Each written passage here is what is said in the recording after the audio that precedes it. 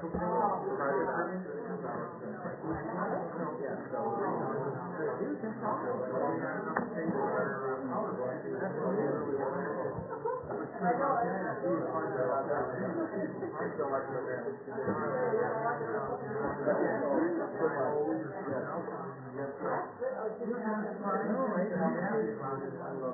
I'm finding is corporate grants out there that a ton of cash.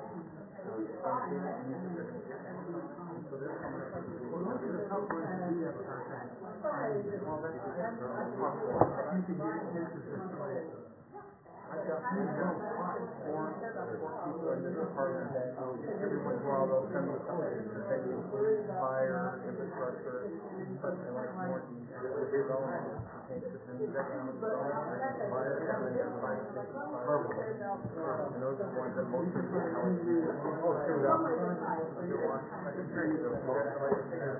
yeah, we just notify everybody because as long as there's rules that they can run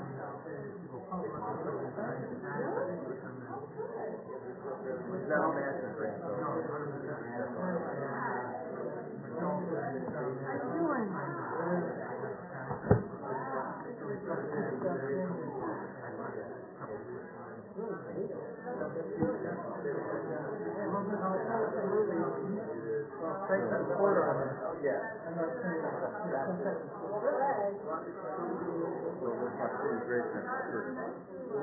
That's what? Pretty much.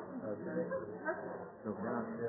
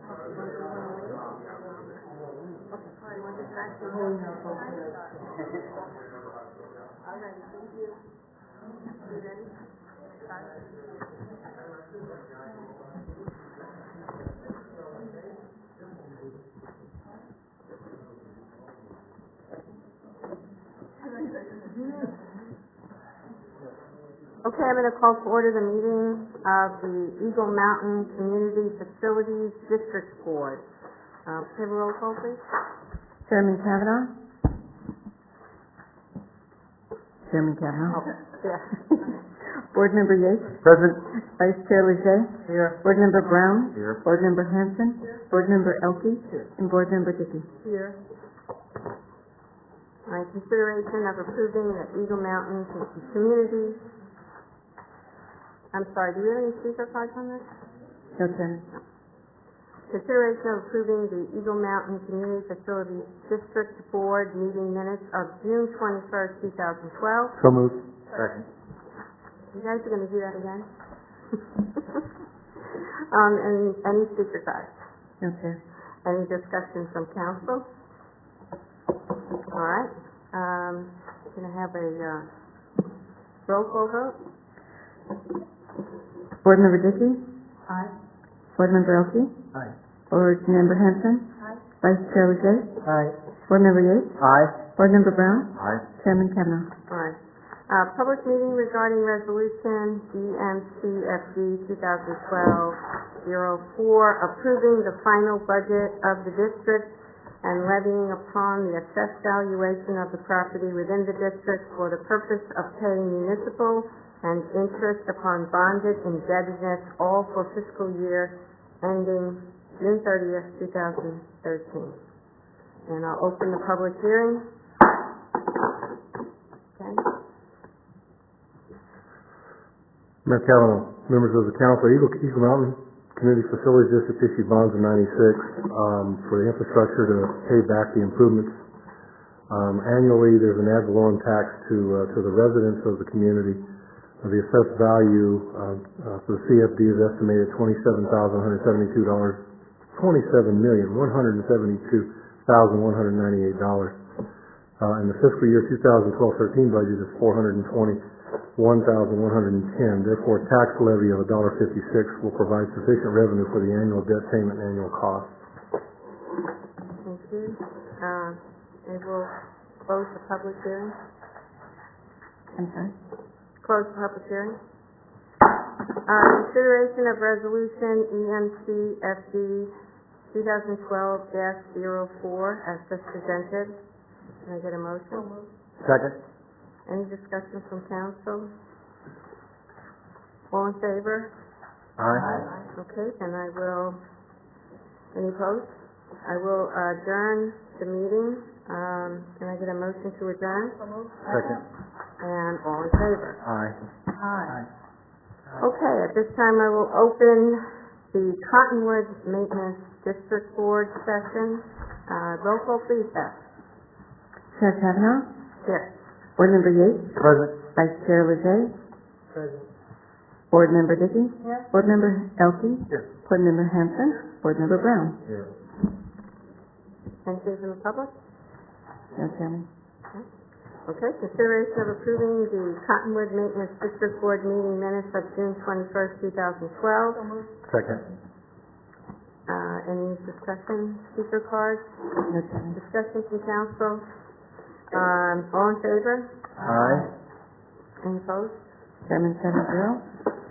Public hearing regarding Resolution CMD 2012-04, approving the final budget of the district for the fiscal year beginning July 1st, 2012 and ending June 30th, 2013, to raise the amount estimated to be required in the annual budget to provide funds for maintenance of certain pedestrian areas, parking, and parkways, all for such fiscal year. Now open the public hearing. Ken? Mayor Kavanaugh, members of the council, Cottonwoods Maintenance District was formed by the town council in 1999 for the purposes of improving the areas of the Cottonwood subdivision.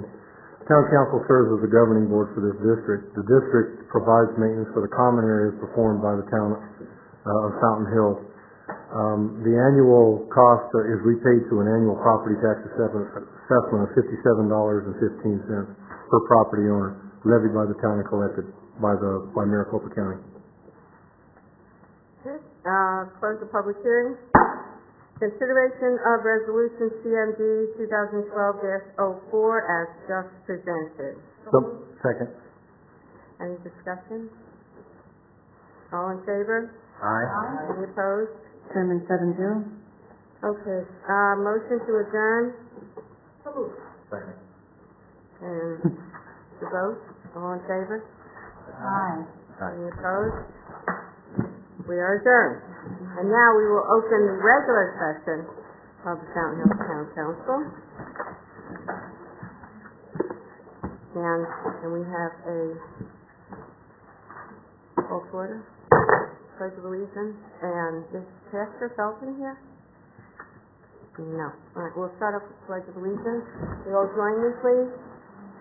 I pledge allegiance To the flag of the United States of America and to the republic for which it stands, one nation, under God, indivisible, with liberty and justice for all. Shirley, Pastor David Felton couldn't make it, so maybe we'll just have a moment of silence for everyone.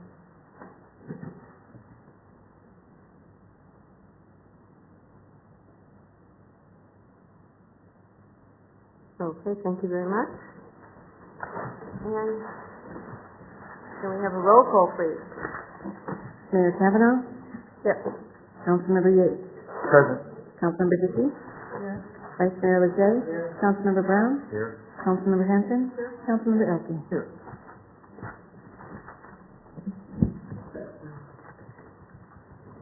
Okay. First, I have a recognition for Mr. Barry Spiker for his services Town of Fountain Hills Commissioner on the Strategic Planning Advisory Commission. Tonight we recognize Barry Spiker for his service on the SPAC. Mr. Spiker recently moved to Prescott, and prior travel arrangements prevented him from attending the meeting tonight. He did communicate via email that he thoroughly enjoys working each member of the commission and asked us to convey to all of them, as well as to the council, his sincere appreciation for the opportunity to serve our wonderful community. Barry has served on SPAC for 2 years. During his term, he's been passionate about the town's sustainability, both operationally and environmentally, encouraging investigation into environmentally sustainable development concepts, especially with the town's last developable property, the former state trust land. On behalf of the town of Fountain Hills, please join me in recognizing Barry Spiker for his dedicated service on the Strategic Planning Advisory Commission. And he was mailed this, the original certificate of this to thank him. And now we have recognition of recently elected Town Councilman Cecil Yates for his contribution on the Planning and Zoning Commission. Town Councilman Cecil Yates served as a Planning and Zoning Commissioner from June 21st, 2007 until June 7th, 2012. Town Councilmember Yates was a very active commissioner and served as vice chairman from October 28th, 2010 until his resignation from the commission due to his appointment on the town council. Councilmember Yates contributed time and dedication to many issues brought before the commission that required skillful decision-making. He saw hundreds of projects and ordinances over the years, including several construction and development projects throughout the town, as well as the rezoning of the town center commercial district, which opened the door for the various businesses and projects for the downtown. Councilmember Cecil Yates chaired the General Plan Update Committee, 2009 Sign Committee, 2010 Noise Ordinance Committee, and he's expressed to me that it was truly an honor to have served and a great experience. On behalf of the town of Fountain Hills, please join me in recognizing Councilman Cecil Yates for his dedicated service on PNC, and he is right here. So.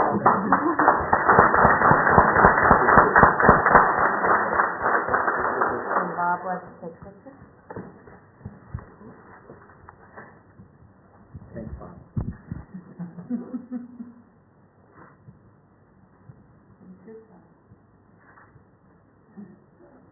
Okay. All right. Thank you. Thank you.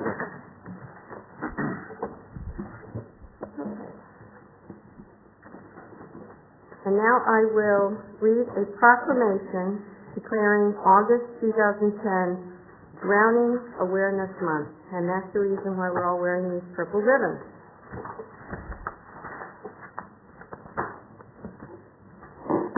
Whereas Drowning Impact Awareness Month will raise awareness that the number and impact of child drownings in Arizona affects everyone.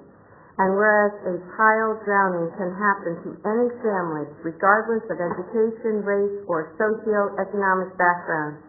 And whereas families can take simple steps to protect their children around water to avoid the tragedy of the unnecessary loss of life. And whereas water safety remains a priority for Arizona families, communities, and government. And whereas keeping children healthy and safe is the goal of hospitals, fire departments, and other prevention institutions in Arizona. And whereas raising awareness will increase understanding and education of effective ways to prevent drownings, now therefore I, Linda M. Kavanaugh, Mayor, do hereby proclaim the month of August 2012 as Drowning Impact Awareness Month in the town of Fountain Hills, Arizona. Dated 2nd day of August, 2012.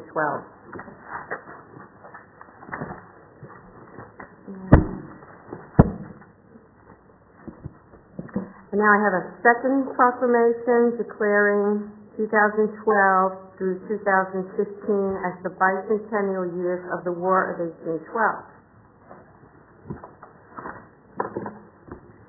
Whereas the War of 1812 tested the mettle of Americans on both land and sea, and whereas it is fitting and proper that we recognize the sacrifices of those who fought in the War of 1812 to preserve the blessing of liberty for future generations of Americans.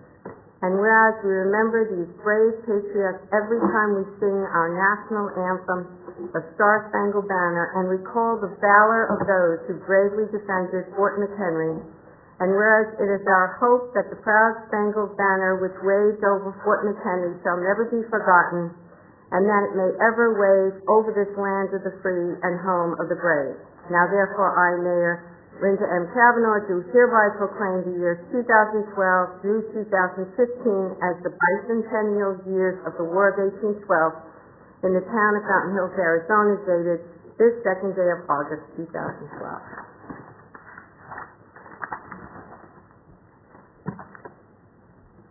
Okay, now we have information to distribute to you about the Salt River Project's proposed 4.8% rate increase that would take effect in November. This information is available on the town website. It's in the packets online on the town's website. But we would also like to make sure you know that they are going to have public hearings to take comments about the 4.8% increase.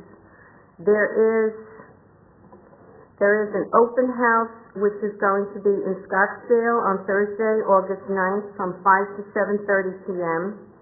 There's going to be a public comment session on Tuesday, August 14th, 6:30 to 9 at the Para Club in Tempe. And there are also board meetings. There is also information online where you can make comments through your email. So please take advantage of either going to the meeting if you would like to comment or emailing concerning the 4.8% increase, and this will take effect with the November bills. There's also lots of information online on the town website to explain everything that they're planning on doing.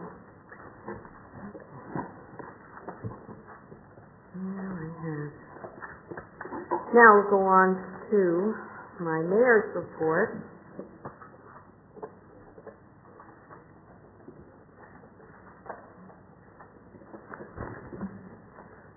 While I have done several speaking engagements in Fountain Hills and attended many events, I wanted to give you an update of what I've been doing to represent you outside of our town. I feel that it's very important to have representation at as many events as possible where other mayors are present, to talk about our great community, to make contacts, and to make sure that Fountain Hills is not left out when it comes to advantages in economic development and tourism. I'm just going to highlight a few. There was a VFW state convention held at the Radisson Fort McDowell. I welcome the conventioneers on behalf of our town, and since they were staying in the area for a few days, I mentioned some of our attractions and businesses and urged them to make the short trip to visit us. I attended the Arizona Chamber of Commerce annual awards luncheon in Phoenix, and there I talked to some state chamber representatives about their efforts to improve tourism in our state. I attended the Sun Corridor in the 21st Century Conference. Michael Dallas, an expert in global marketing, talked about the importance of all of Arizona's tourism industry as a major part of the overall global marketing network. I attended the opening of a solar business in Phoenix, Sonora Energy Solutions, which I wish that we had been able to attract. They import parts for building solar panels for businesses and residents, and they use that facility to put the panels together, and then they ship them out from there. It's a nice, clean business to have in a town. I attended the Maricopa Association of Government meeting, and then right after that attended the Desert Peaks Award Ceremony. And here at this award ceremony, they recognized partnerships between towns. I think that our joint venture with Scottsdale in linking our trail system might be a good submission for an award after we've accomplished that link. I also attended the 12th annual traditional Pakistani lunch in Phoenix, where I thanked the hosts for being part of a group that voted to move their annual kite flying festival from Tempe to our own Fountain Park. That event will take place in March and hopefully will be an annual event here. I'd also like to thank Gary LaBove, the Holiday Inn, for promoting our town to them and helping to convince them to hold their event here. Just this morning, I attended a Rural Metro press conference at their corporate headquarters in Scottsdale. I was proud to be there with our EMS and fire department personnel to hear that our entire EMS workforce is now trained to the highest pre-hospital treatment protocols for victims of traumatic brain injuries. Our town is certainly served well by these dedicated EMS and firemen and women. My first mayor's mobile town hall was at the 4th of July at the Fountain event, which has been brought to us by the hard work of Councilman Elsie and his team. It was a great event enjoyed by all of our residents. I gave out town information not only to our residents but to many visitors as well, answered questions and took comments and a few complaints. Just to note, no taxpayer dollars were used for my attendance at any of these events. All invited events were with a cost were paid for by the host, and any other expenses incurred were paid for by myself. Thank you, and that concludes my report. Okay, we have no scheduled public appearances, so we will go on to call to the public. Do you have any speaker cards? Here we have two, Linda Bardo, followed by Richard Davison. Okay.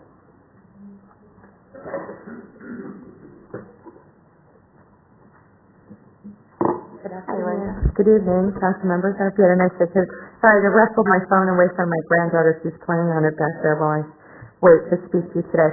I wanted to give you an update on the survey that I have been doing some research on, the public survey. It turns out we had a bit of a snafu on that.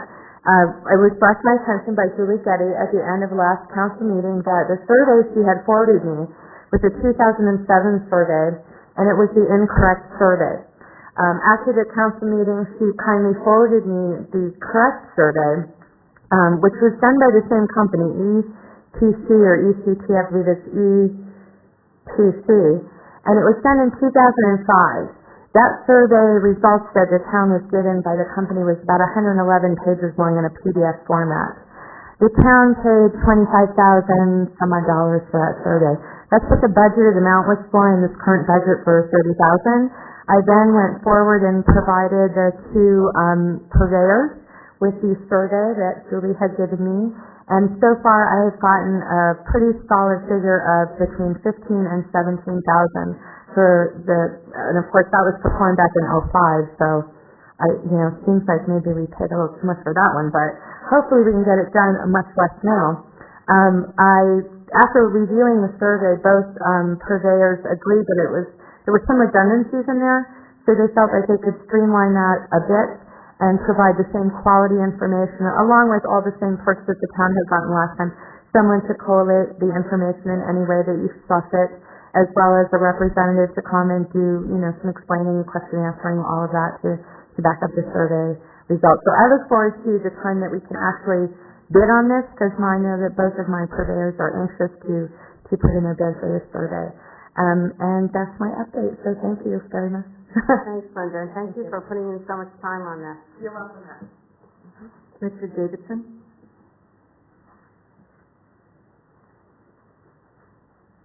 Hi, my name is Richard Davidson, and I am a resident of Fountain Hills for 8 years, actually owned property for 10, 11 years now, and formerly a teacher here in town, now teaching downtown. Fourth grade students. And I, in June, saw this picture of what I call a doom-style gun practice session, a training session for the MCSO, and on the same page, several pictures of a gun show that said that there were thousands of guns being sold and brought into and sold at our community center here. And I couldn't help but think, oh my gosh, what is happening to Fountain Hills? And I have sent a letter to you, Ms. Kavanaugh, and I thank you very much for your responses to me. And I also sent letters to the other council members and have not heard from you. But my concern is that such sales are happening in our community center and such events are happening in our community center. There's a lot of documentation and statistics that show that these gun shows are places where a lot of illegal activity occurs because it's so difficult to control. I understand that there are restrictions from the state on what the kinds of ordinances that we can pass here as a sub-political group, as a city within the state. But nonetheless, I do feel that there are steps that we can take to ensure that that all current laws are being enforced strictly here when those events occur here in town. And if fees need to be raised, for such events to provide such security, I think that should be done both within the town, out in the parking lots, in the surrounding areas. It's a serious problem. I hate to think of what it could do, of that kind of activity and the temptation of that kind of activity on the youth in our town. Some of the people that are active at these events can act like bullies, quite frankly. I've already been subject to that after writing some letters to the editor, and I would just like to, I know that my time is limited here, so I just would like you to consider some kind of actions and would like to know what steps I could take to help and assist with any kind of actions that could put further restrictions on gun sales especially at shows and especially on town property. And I believe that there are steps that we can legally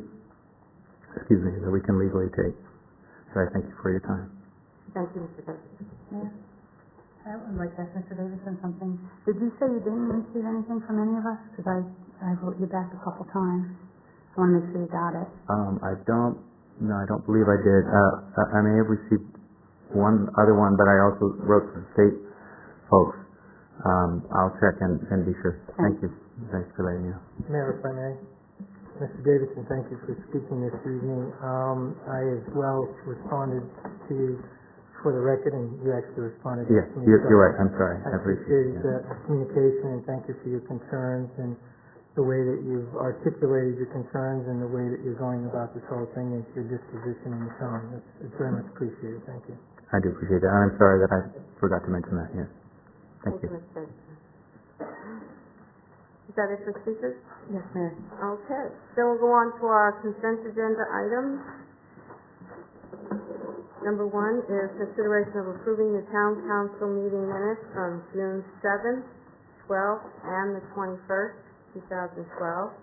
Number 2, consideration of resolution 2012-22, public utility and drainage easement located at the rear property line of 15470 East Sycamore Drive. Number 3, consideration of approving 6 special event liquor license applications submitted by Jean Linza, representing the Fountain Hills and Lower Verde Valley Museum and Historical Society, for the purpose of fundraising to be held at 13001 North Montana Drive on Saturday, August 25th, 2012, from 5 to 8 p.m. And since they're all the same, I'll just read the dates and the times. Wednesday, September 19th, 2012, from 5 to 8 p.m. Wednesday, November 21st, 2012, from 5 to 8 p.m. Wednesday, January 16th, 2013, from 5 to 8 p.m. Wednesday, March 20th, 2013, from 5 to 9 p.m. Wednesday, May 15th, from 5 p.m. to 8 p.m. Number 9, consideration of approving the release and assignment for the construction assurance bond for the Bolera at Fire Rock Condominium Subdivision in the amount of $35,607.20 and authorizing its signature by the town manager. Number 10, consideration of authorizing the town manager to sign the Salt River Project Municipal Aesthetic Program Funding Agreement for the design and construction of the Fountain Hills Substation perimeter wall and gate. Number 11, consideration of a final replat for a lot join at 10444 North Nicholas Drive. And number 12, consideration of approving the payment of $1,836 to Maricopa County Association of Governments for dues and assessments for fiscal year 2013. Can I have a motion to So moved, approve? Second, thank you. Any speaker cards? No, Mayor. And council discussion? Okay, and I'll need a roll call vote for this, please. Councilmember Dickey? Aye. Councilmember Elke? Aye. Vice Mayor Leger? Aye. Councilmember Hanson? Councilmember Yates? Aye. Councilmember Brown? Aye. Mayor Kavanaugh? Aye. Mayor 7-0. All right, now we'll go on to our regular agenda items.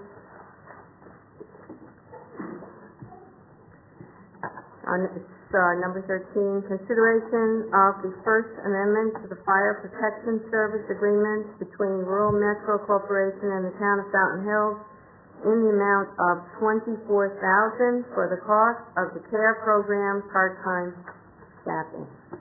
Okay?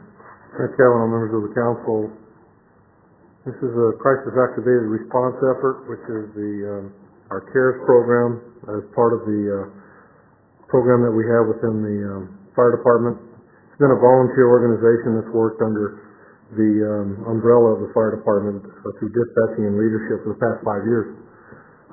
So with that, this is an amendment to the rural metro contract that adds the $24,000 that was budgeted in the fiscal year 12-13 to add to the CARE program into the contract so that they could conduct that.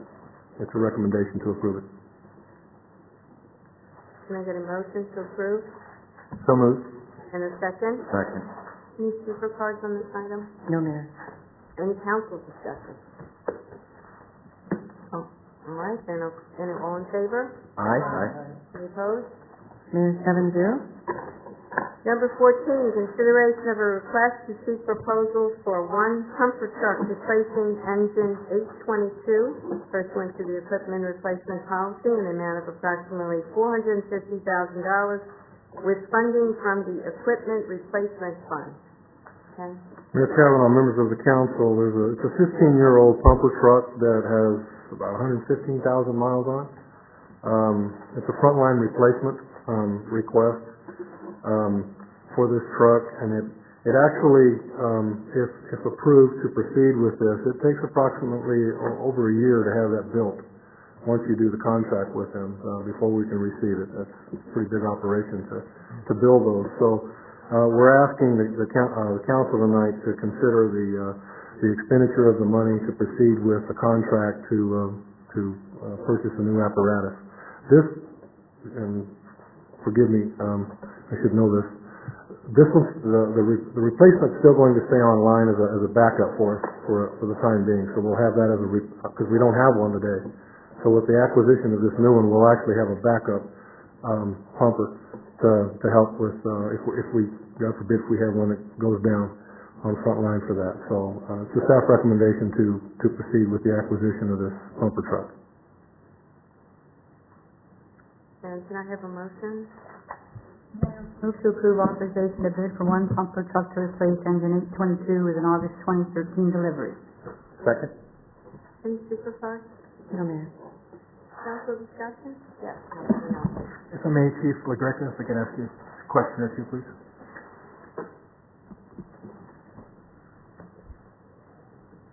Mayor, Council, good evening. Good evening, sir. Could you provide some additional details as to what this truck does? Mayor, Councilman Elke, as it says in here, it's a pumper truck, but it does a little bit more than that. It's a frontline vehicle that provides firefighting capability, but it's also equipped the same as an ambulance. The only thing it doesn't have on there that an ambulance would have is a stretcher. So we use our fire trucks up here as in a dual role. And this truck in particular, at Station 1, we split the crews there so we can send somebody out on the engine and somebody out on the EMS as ALS calls, Advanced Life Support calls. This is a pretty critical station as far as response time. I just looked at our July numbers today for this year, and we just set an all-time record for total calls for any month of any year that we've been in existence in Fountain Hills. We ran 329 total calls in Fountain Hills this past July. Last July we ran 263, which was mind-boggling then. Usually we're lucky to break 200 in July, but this past year we've been almost breaking records on a monthly basis on the amount of calls. So it is important that we proceed with the replacement of this truck because it is an EMS-based truck along with providing other rescue functions as a pumper, carries extrication equipment for motor vehicle accidents, carries mountain rescue equipment for hopefully someday that we'll be able to have more access to our trail system, and this truck will be a primary first responder to that. So it's a multi-use truck. Do we know what I realize that this truck that we're replacing is we're using about 10,000 miles a year. I think 15 years is what I heard, and 150,000 miles, so about 10,000 miles a year. Do we know what the estimated life expectancy of one of these sets of trucks are, how long they're going to remain in service? Well, most average fire departments, they usually base their replacement on 10 years, maybe 12 years at the maximum. But in my time here in Fountain Hills and watching how we use our equipment and how we take care of our equipment, it's become pretty clear to me and Chief Roberts that if we continue this type of maintenance and care of our equipment, we can easily get 15 years frontline status out of it with another 5 years as reserve status. So the lifespan of the investment from the council and the public for these trucks are 20 years, which is a pretty healthy lifespan. But the trick is, again, making sure that you purchase the right kind of equipment for this type of town because we're geographically challenged. And if you don't buy the right kind of equipment, it's going to fall apart rather quickly. Thus, when we come in front of you tonight and present such an unusual request that we're going to span 2 fiscal years in a purchase, you may wonder why. The last truck we tried to do it in 1 year and we did it, but it was tough. And so we just want to make sure that, when we go out to bid, we have a 60-page bid document to build this truck, is that, the vendors have plenty enough time to review the bid and come in with a realistic bid. We have good conference with them so they truly understand what we want and that they build exactly what we want because we know what will work and what will last in this town. So it's critical that we take our time, and I know it's kind of unusual, again, to ask you for this consideration to go past the fiscal year, but to try to rush it and get this truck delivered by June 30th of next year could invite just maybe a little mistake that could cost us down the road. So I ask for your forgiveness in asking you to do this, but we feel it's the right thing to do and take our time in ordering and having this truck built. Mayor, if I may, one question, please. I certainly appreciate the fire department's responsibility in making the equipment last. It certainly saves everybody money. How might we see an improvement as far as service is concerned now that you have this backup, and do you have the crew, if there's numerous calls, that are going to be able to use this truck to improve the response time and the service to our town?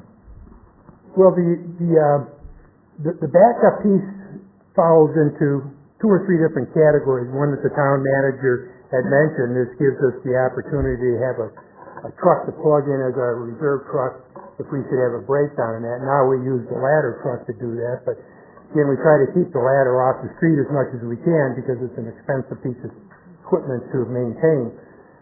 So by having a reserve truck, we have that capability. We also have the capability that if we should need another truck, especially at shift change when we have 16 people there for an hour during shift change, or we have people who live in town and we have about 5 or 6 people who live in town, can come and get that truck and respond to an incident. So that gives us a little bit of flexibility.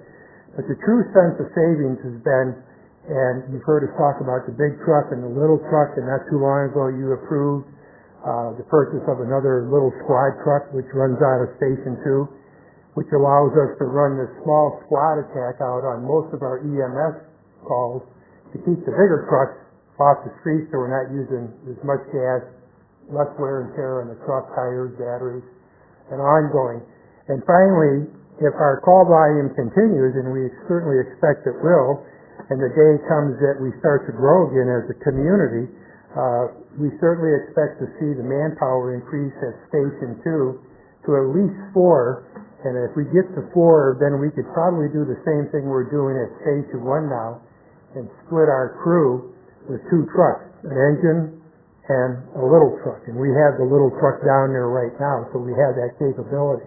But that's where our true savings comes in, that it's been kind of an epiphany for Chief Roberts and I, both coming from major fire departments. It was pretty much heresy to ever talk about not using your big fire engine, but it's as plain as the nose on your face that it just saves time and money and increases delivery service to our citizens in this community.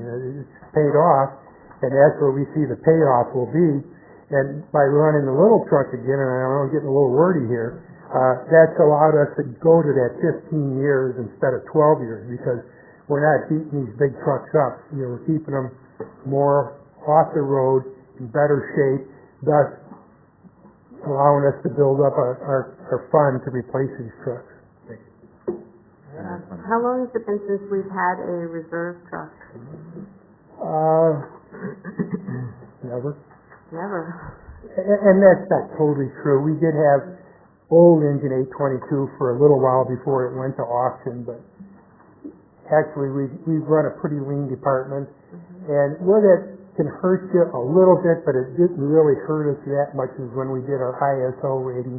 We lost the points for having a reserve truck. But, sometimes you have to weigh how many points you're going to get for the dollars you have to spend to get those points. And at that time, it would have been a little bit ludicrous to go out and spend $400,000 to pick up 5 points on your ISO rating when we're already at a 3 now, which the community enjoys. Well, it sounds like what you're saying is that having the reserve truck and able to use that instead of always taking out the larger truck, and in the end they're going to save us money, but also have the backup truck, which you recommend for safety. Yes, sir. Yeah, thank you. Any other Councilman Brown? Thanks, Mayor. How many different manufacturing plants are there that manufacture fire engines? Well, maybe a dozen, but realistically, 6. And how many will you actually expect to get proposals from? We are certainly expecting and going to try to get all 6 of the main competitors to bid. We know that a couple of them are going to come in, and they're not going to be true bidders, because they come in with a different philosophy of what they're looking, and their prices are much higher than what we're willing to pay for. But we certainly encourage everybody who can build this truck take a bite at our spec and see what they can come up with. And one other question for me. Will the old truck at 20 years of age have any value to it? Engine 822 at 20 years value, maybe a couple of $1,000. About the price of the tires. Thank you. Yeah. Councilman Vice Mayor. If I may, thank you. Chief, appreciate you being proactive and adapting your model. It looks like both yourself and Randy are adapting to new ways of approaching old ways of doing your trade, and I certainly appreciate you being proactive. Now, I had a question for our finance director, if I may.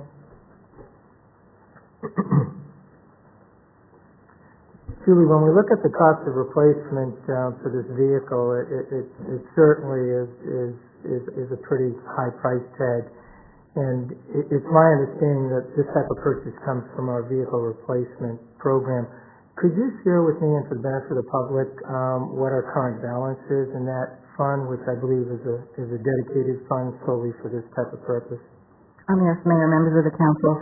A few years ago, the council approved the setting up of what we're calling a vehicle replacement fund, and that fund is a separate fund from the general fund, and it's financed through the depreciation of every piece of equipment or vehicle that we have. So every year we take money from the general fund and put it aside in the vehicle replacement fund with the purpose of, as vehicles need to be replaced, we have the funds available to do it. So currently in that fund is about $689,000, close to $700,000. Very good. And on an average, given the process you just described, what would be the amount we typically are replenishing that fund with on an annual basis? Mayor, members of the council, we put in there about $150,000 a year. Annually. Thank you. Welcome.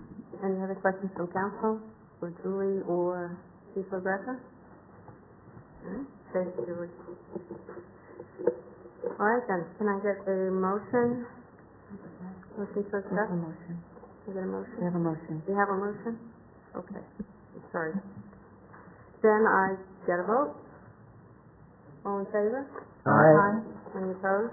Mayor, 7-0. All right, and we'll go on to number 15, consideration of resolution 2012-13, levying upon the assessed valuation of the property within the town of Fountain Hills sufficient to provide funds for bond redemption for the purpose of paying interest upon bonded indebtedness, all for the fiscal year ending June 30th, 2013. Mayor Kavanaugh, members of the council, I'd like to have the deputy town manager give a presentation on the ad valorem for debt service this year. Thank you, Mayor, members of the council.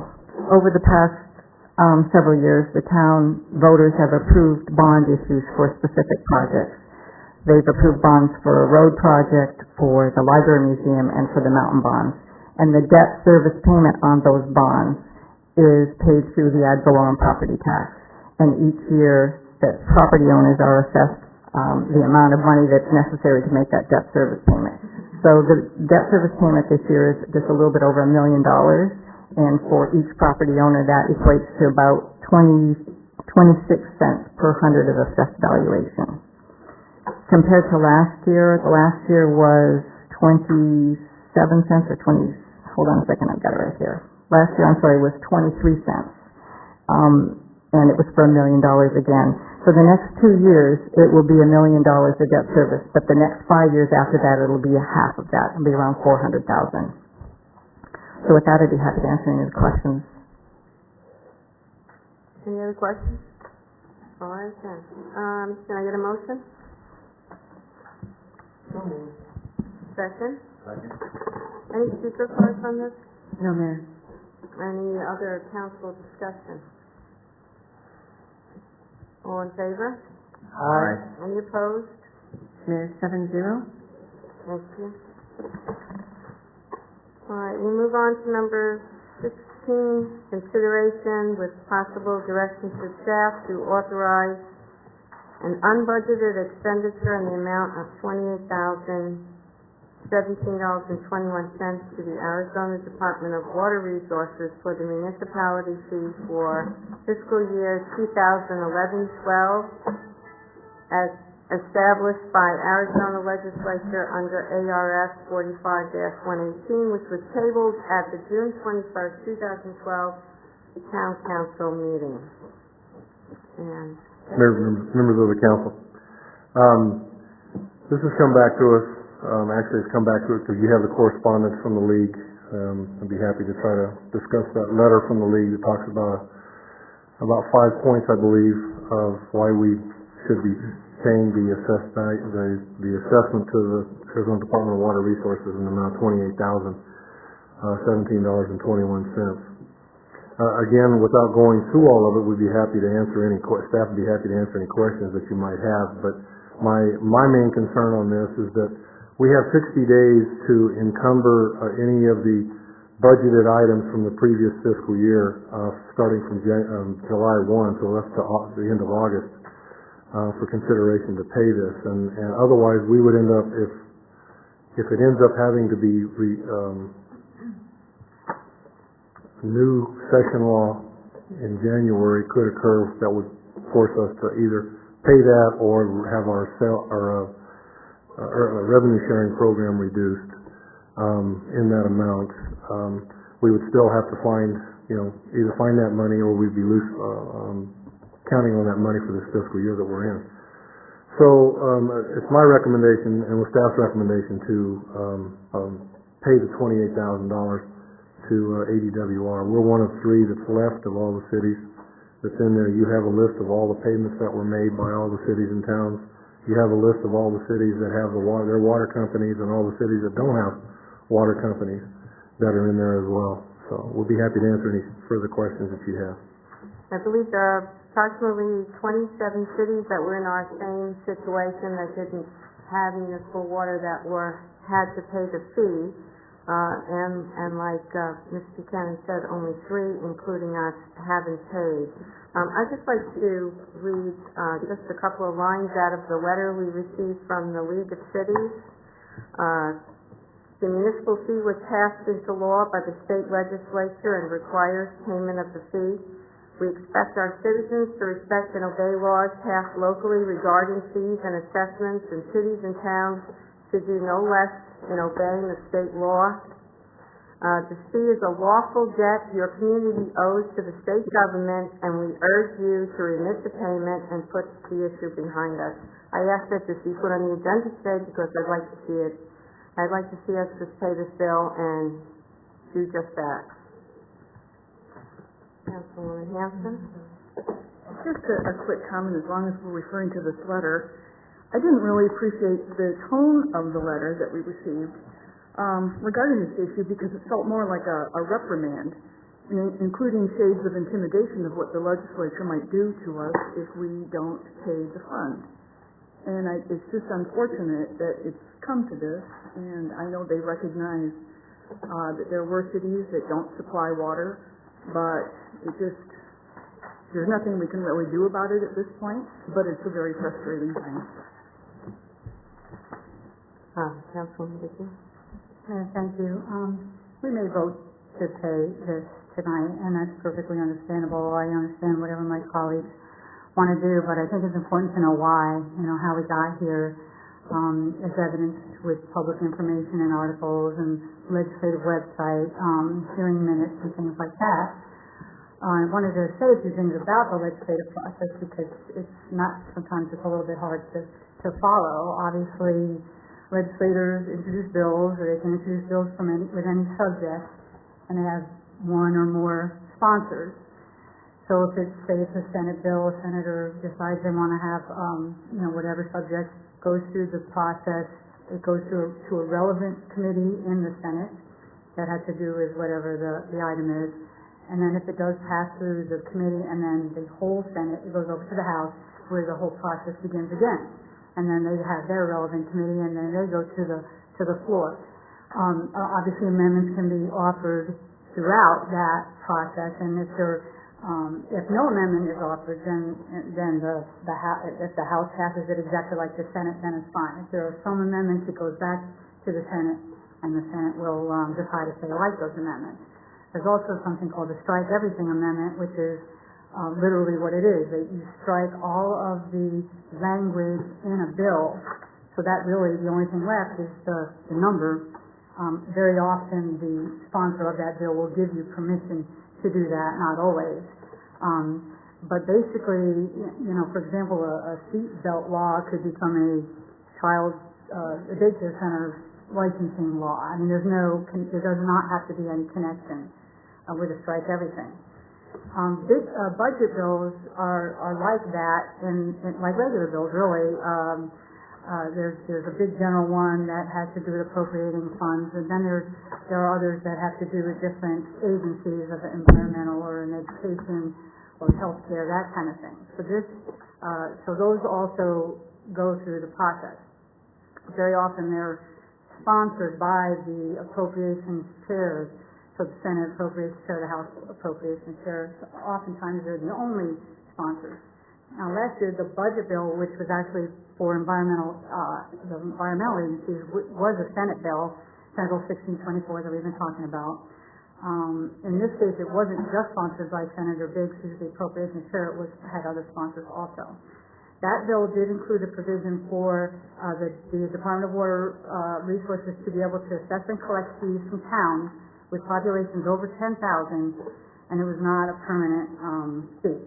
So that's how it went through the Senate, like I was just talking about, through the process.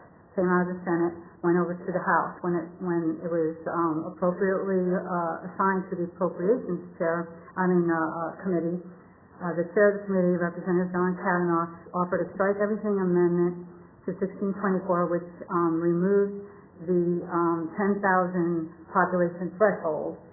So that affected 47 cities, and then it also made the fees permanent. And that was the bill that the governor signed. So that was 1624 that we've been talking about. Jump ahead to this year, there was a bill to repeal the fee going forward, which was Senate Bill 1288, which we spoke of often during this year. It did gain wide support. In fact, it had 45 sponsors. So half of the legislators signed on to sponsor that bill, including Senator Michelle Reagan. This bill unanimously passed the Senate, all the committees and the floor. Went to House Appropriations, and it passed that also. Some reason along the way, they decided to take the provisions of that bill and put it in the budget bill, much like last year. So Representative Kavanaugh's appropriation for the environmental agencies did include those provisions for repeal, but it was not retroactive.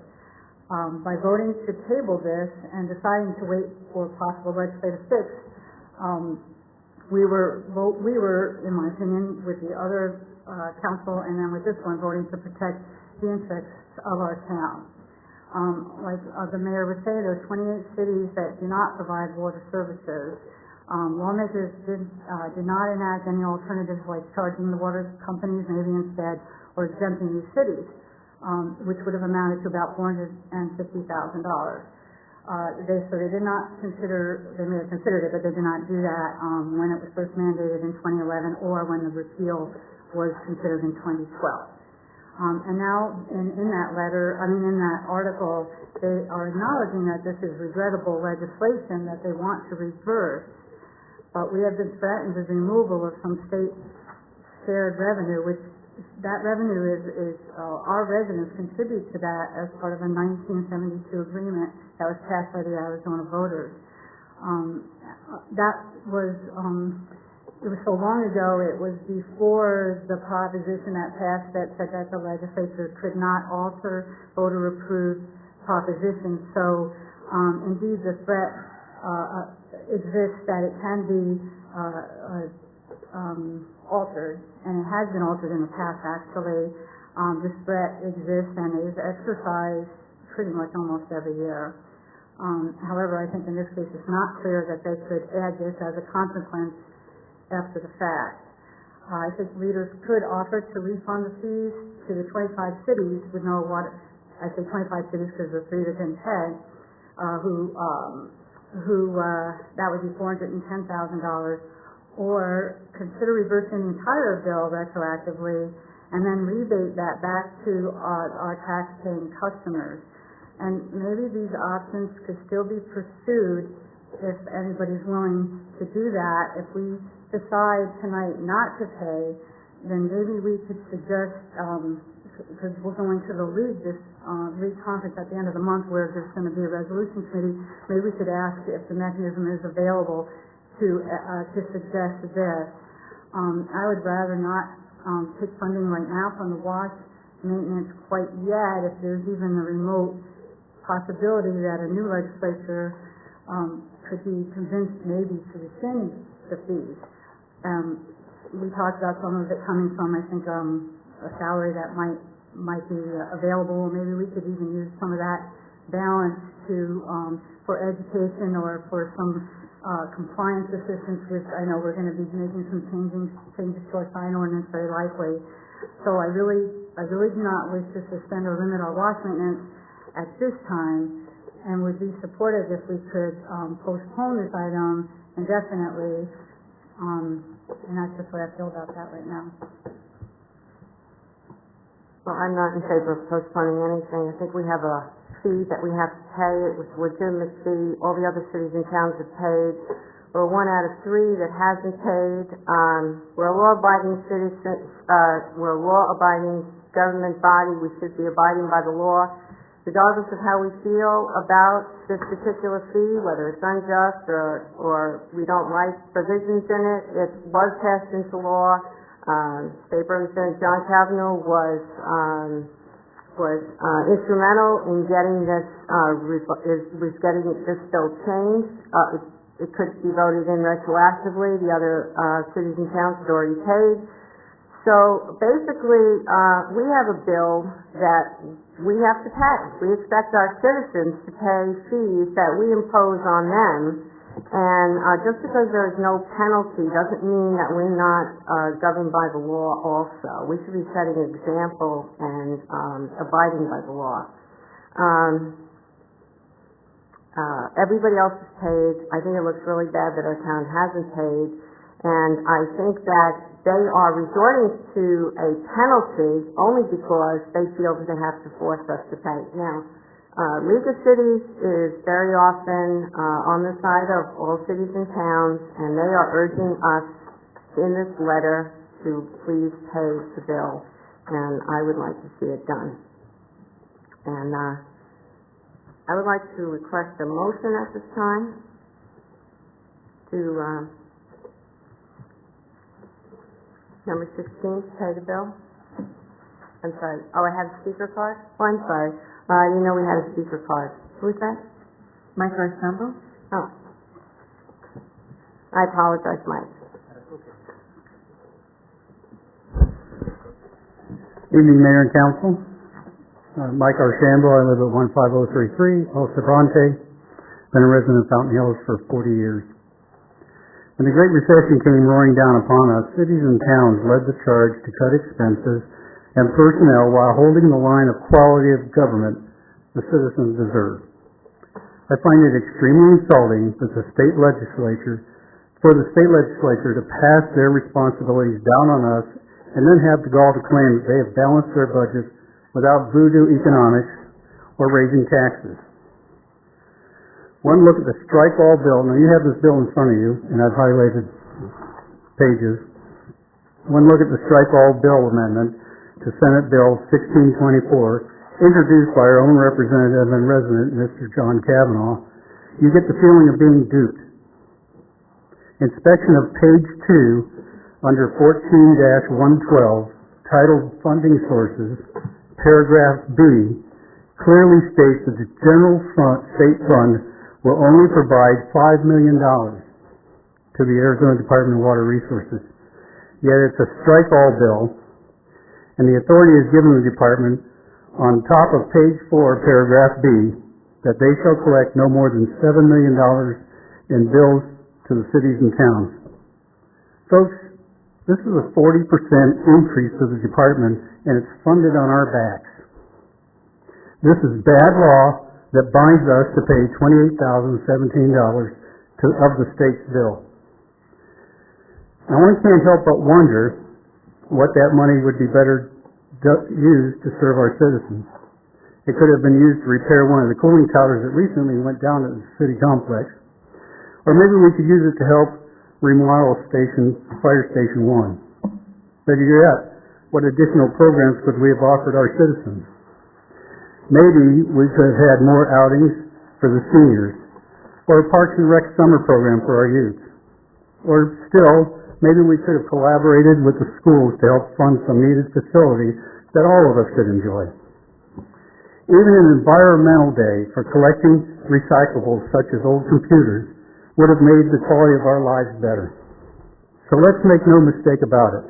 Appropriations Chair John Kavanaugh is trying to steal money from our town to balance his budget, all the while knowing that we don't own the water company and that there was no way we could pass the increased fees, taxes, to our citizens. But he did reach into our pockets and take services away from us. I strongly suggest that we send a letter of protest signed by this council declaring their representation of every last citizen of this town whom the state legislature is trying to steal money from. It's a tax increase, and we should be the mouth that roared. After all, if you don't represent us, who will? And we know that taxation without representation means. Thank you. Do we have anyone else? No. Councilman Elton. If I can direct to legal, Mr. McGuire, do we know what the league's position is on whether or not the state legislature can take revenues from our state shared revenues for, well, let's say, two-part question. Take state shared revenues, period, and then the second would be in a situation such as this regarding this type of a fee. Madam Mayor, Councilman Relke, the league's position has consistently over the years been that the legislature does not have that authority. In this case specifically, I don't think the league is advocating that position. I think what they're saying is a deal was cut last year, live by the deal, we're moving forward, is more the message that's being sent. Okay. So the league's position, if I understand your response correctly, is that the state does not have the authority to take state shared revenues in a situation such as this. That's been the league's position universally for decades now. And since then, that an agreement or a deal was struck between the league and the legislature, then the league wants us to go along with that and then pay the fee. That's correct. Okay. Now, Mayor, I think, I received a mailer recently indicating that the state has recently put $450 million in its rainy day fund and has reallocated, I can't remember if it was $120 or $150 million for education K through 12. So the state clearly has a surplus. Otherwise, they obviously wouldn't be able to put that much into their rainy day fund.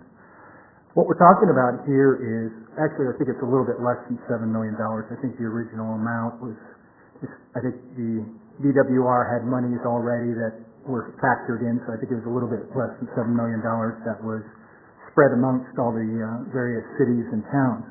Clearly the state has the funds to pay its own bills, and what it's asked the cities and towns to do is to help pay its bill, basically, and certainly all but three, us, Bisbee, and South Tucson, has paid the bill thus far. And in this particular situation, we have legislators who have, after the fact, stated that this was a bad bill. This shouldn't have gone forward. And I think it's even quoted somewhere that I read that state or Senate President Steve Pierce even said that it was wrong to do this on the backs of the cities and towns, but you should pay it anyway. It is law, and I certainly respect the mayor's comments regarding that. Being a lawyer myself, I understand the importance of law. I do believe, however, and I agree with Councilmember Hansen's comments, that I took exception with the tone and the language of the league's letter to us, and I assume Bisbee in South Tucson received that letter as well. They're to represent the cities and towns. They're to support the cities and towns. Now, apparently they cut a deal with the legislature to do this, and then after the fact, all the legislators that voted to repeal it, impliedly acknowledging that that was a bad law and repealing the statute altogether, stated this was a one-time thing, bad bill, but still pay it anyway. I would be interested in finding out the league's position with respect to whether or not the legislature can take the monies from us, from our state shared revenues, which has nothing to do with the water fee. I'd like to see what their position is on that. And I'd certainly like to see if the legislature did take the money, if the league would defend us.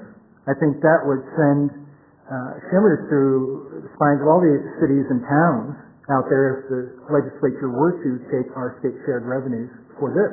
And I would hope, and I would expect that the league would defend us, and I would hope that our cities and towns, brothers and sisters, would stand with us in defending such an action. Now, what I would like to see, again, is the league's position on this and get some additional information. But I would also like to see whether our Senate, our House of Representatives, or even the governor's office would be willing to take up this issue in one of two ways. One, knowing that they now have a surplus and they funded their rainy day fund, if a bill would be presented to refund the full amount to all the cities and towns that have paid it, or two, present a bill that would exempt those cities and towns that don't have their own water company. Because this is essentially a tax. And it's money that the government is receiving. You can call it a fee, you can call it whatever you want, but it is a tax because ultimately the money is coming from our taxpayers. It's coming, where does the council, where does the town receive its money? Sales tax revenues, state shared revenues, fees. Those are your taxes. So this is money that's being asked to come from our coffers to the state, so it is, in that sense, a tax. So I would like to see if our representatives would like to, our state representatives would like to revisit this. And I'd certainly like to see the league's position on whether or not the state can take our state shared revenues. And I do have one other question, and this is procedural, directed to our town manager. Mr. Buchanan, you said that we have about 60 days to encumber the funds. Is that 60 days today, or when is that deadline? From July 1 to August 30th. Okay. So August 30th. Now, is there an action this council can take to encumber without sending those funds so that we are within that 60-day period and we don't affect our future budget? Is that possible? I don't know. I haven't seen one. Julie, maybe you could have an answer for that, but I don't see an answer for that other than, because we've already set a budget for July 1, and this is not part of it, so we're going to have to include that in somewhere. So we'll have to make an adjustment someplace. Mayor, members of the council, since that was an expenditure from last fiscal year, the last fiscal year ended on June 30th. So any expenditures that are attributed to last fiscal year have to be either paid or gone by after 60 days, and that's a statute. That's not our local control. Understood. So, since the year has ended and this is a last year thing, there's no way that we could actually carry it forward. So those monies would ultimately still be in our accounts? Yes, they would just stay in as part of our fund balance, but we can't carry it forward as a charge against last year, and it's not a legitimate charge for this year because it's a last year bill. I understand. Thank you. And I'm certainly not advocating that we break the law. I'm not advocating that we do anything that would incur legal costs for our residents and families. You certainly don't want to take action on something like this and incur fees and costs that exceed the $28,000. I think we need to be responsible in that regard. We need to be responsible with our residents' money in that regard. So I am not advocating or suggesting that we direct staff not to pay the amount, but I certainly would like to get more information from the league and certainly have an opportunity to inquire further with our own representatives and perhaps state Senate President Steve Pierce further and see if something may be done about this, because I think it's the right thing to do. I really do. Madam Mayor. Go ahead. All right, I'm sorry. Did you want to? Yes, thank you. I want to bring this in practical terms. It's bad legislation. Everybody agrees with that. Okay. I read through it. I'm not an attorney. I'm a business person. I'd like to think of myself as a realist. The fact that we're spending this much time, the staff time, this can rack up whether or not we go to court or not. The way I look at this law is it's the law. They did not make the attachment, probably on purpose, that you must run your own water system. And so unfortunately I feel like they got it. I agree with everybody up here that I didn't appreciate the tone of that letter either from the League of Cities and Towns. And I'll continue to have these discussions anytime somebody forces a tax or a fee on any of us. I think we're doing our fiduciary responsibility to our citizens by questioning this. But at some point, we do need to look at this, that this is the law, it's a bad law, and there's probably another way around it, but the staff time we're spending, we're already spending more time, more money on this. And other than maybe tabling it one more time to answer some of those questions, this is one of those scenarios where you can fight and spend $30,000 to possibly win the 20, but at the end of the day, we just lost 10,000 of the town people's money. It's the law. I think we should pay it and move on, other than if we want some more direction. But we're going to start racking up fees, whether it's actual or, encumbered time real quick. I'd also like to speak to what Councilman Elke said. I think this letter, if you read this letter from League of Cities, that's pretty clear on what they're saying to us. They understand that it was a bad law. There was unintended consequences. Cities and towns that didn't have their own municipal water like we have. We contract out with Chaparral Water. We were caught in this catch-22 where we had to pay it. But I think they're very clear in this letter that they're saying to us that they represented us and they worked very hard to get this repealed so that this is not going to be a bill that we're going to have to ever pay again. And as we know, League of Cities has always supported us and has always looked out for all of the cities and towns in Arizona. And they've made it very clear here that the legislature is going to do something to make us pay the bill and plus possibly a penalty for not paying it. So I think we read this, they clearly state here that there's going to be a bill that's going to breach the state shared revenue formula to deduct the amount your city or town owes for the fee for your normal distribution. This action could be a slippery slope that opens the door for all kinds of future legislation to withhold state shared revenue for any number of purposes. As one of the core principles of the League is to protect the formula-driven distribution of shared revenue, this action could have ramifications for years. So they're asking us not to do this. They're asking us to pay the bill like all the other cities and towns did. It was repealed, it was not retroactive, there were 27 involved, there's only 3 left that didn't pay. They have always advocated for us, and this letter is quite clear on where they stand. Maybe some don't like the tone of the letter, but I think it's very strong in saying that they're displeased that we didn't pay it, that they worked hard on our behalf to get this repealed.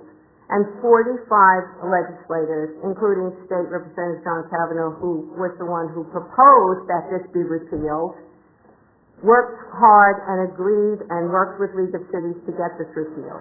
The fact that it couldn't be done retroactive, we of course are, all of 27 cities lose whatever money they put into it. But as Councilman Yates said, this is a fee, it's a legitimate fee, it's imposed by the state has a right to do it no matter how much we disagree with it, no matter how much we say it's unjust, it is the law. And we have to set an example to follow the law, just like we expect our residents to do that. Now, I agree that we were caught in this because we contract out with Chaparral Water, so we were caught in this that we had to pay, whereas if you had your own municipal water, then you ended up passing this on to your residents through water bills. But 27 cities and towns were not able to do that. So as I said, League of Cities is very clear. If you read this letter, they're very clear. They're asking us to just put this behind us and pay the bill. Any other council discussion? Councilwoman Dickey? That's okay, go ahead. I saw you earlier. I know. I'm sorry. Well, I wanted to react to the unintended consequences. I don't think they were unintended because it was specifically pointed out that there are cities that do not have this ability. Not to mention who would want to do that anyway, just pass it on to the people in your town like that. There was an article in the Arizona Republic in December, and I think it's as true now as it was then. Fountain Hills shouldn't have to pay. Fountain Hills Town Council is angry. It should be. The state, and I'm not angry, but the state hit the town with a bill for $28,000 to cover budget cuts at the DWR. The department's work benefits cities and towns, sure, so they should pay some of the costs, went to thinking. Quote, when times were good, very generous legislators and governors grossly assumed more responsibility from cities and towns, said House Appropriations Chair John Kavanaugh, former Fountain Hills Town Council member. We're just restoring the prior natural, traditional relationship, which would be fine. This is the paper now, except Fountain Hills has no water department. Residents are served by a private water company, which is not required to pay any surcharge to the state. This is neither fair nor equitable. The legislature should revisit this half-baked idea and exempt communities that have no water department. And to get to the letter of the league, you know, I don't really want to get into this at all because I really wanted to be fact-based and how we got here. But when they talk about making this deal and saying they received assurances from the governor that they would protect the formula-driven shared revenue accounts during the year, which she did, like as if that's an accomplishment. State shared revenues were voted in by the people of Arizona. It's not their money. The people that live in Fountain Hills pay income tax, and we pay sales tax, and a few other things I can't think of. And then that was an agreed way to distribute this money. They have no more right to keep this money than a store owner does to keep their sales tax that they collect from a customer. It's not theirs. They are collecting it. The people that live in Fountain Hills and people that have lived in Arizona for a long time have been contributing to this for years and years, and it's supposed to be 15%. And they have messed around with it in the past. But it's supposed to be 15%. It's a contract. We're talking about, you know, honorable things and that kind of thing right now. It's a contract. So we get threatened, though, with this removal every year. So we're supposed to be kind of satisfied that we were able to not have it get messed around with this year because some people decided it was okay to go along with this idea to pay a state agency by charging, even if we had a water company. Would you want to do that? Would you have been wanting to do that? We talk about franchise fees here, and you know what happens. And that's basically a user fee. But we don't really want to go there here. We don't want to do anything that makes a hardship on our residents. And so here we're looking at this. I looked at later we're going to talk about the resolutions, and I think that there is a fix. Everybody's admitting it was a wrong bill. Fix it. Why perpetuate it by us paying into something? Yes, there's only 3 cities, but the wrong part of it is everybody that had to pay. Let's ask them to undo that. I don't consider doing that as breaking the law. I consider that as looking at another alternative or another option for cities and for particulars for Fountain Hills. Councilwoman Hanson?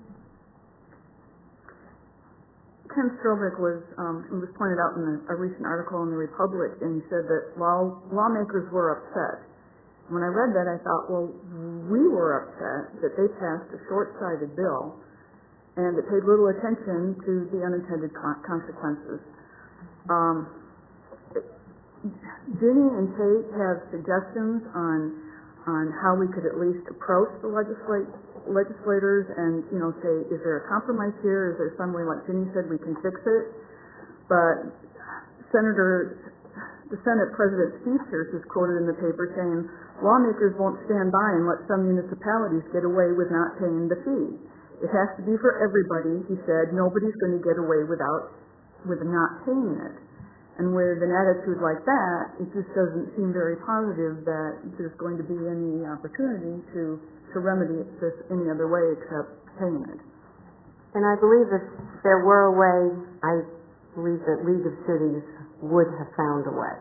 They negotiated, they were able to get the bill repealed, that's all they could get. I think that if there were another way, I think we would have been hearing from them advising us a different way how to go.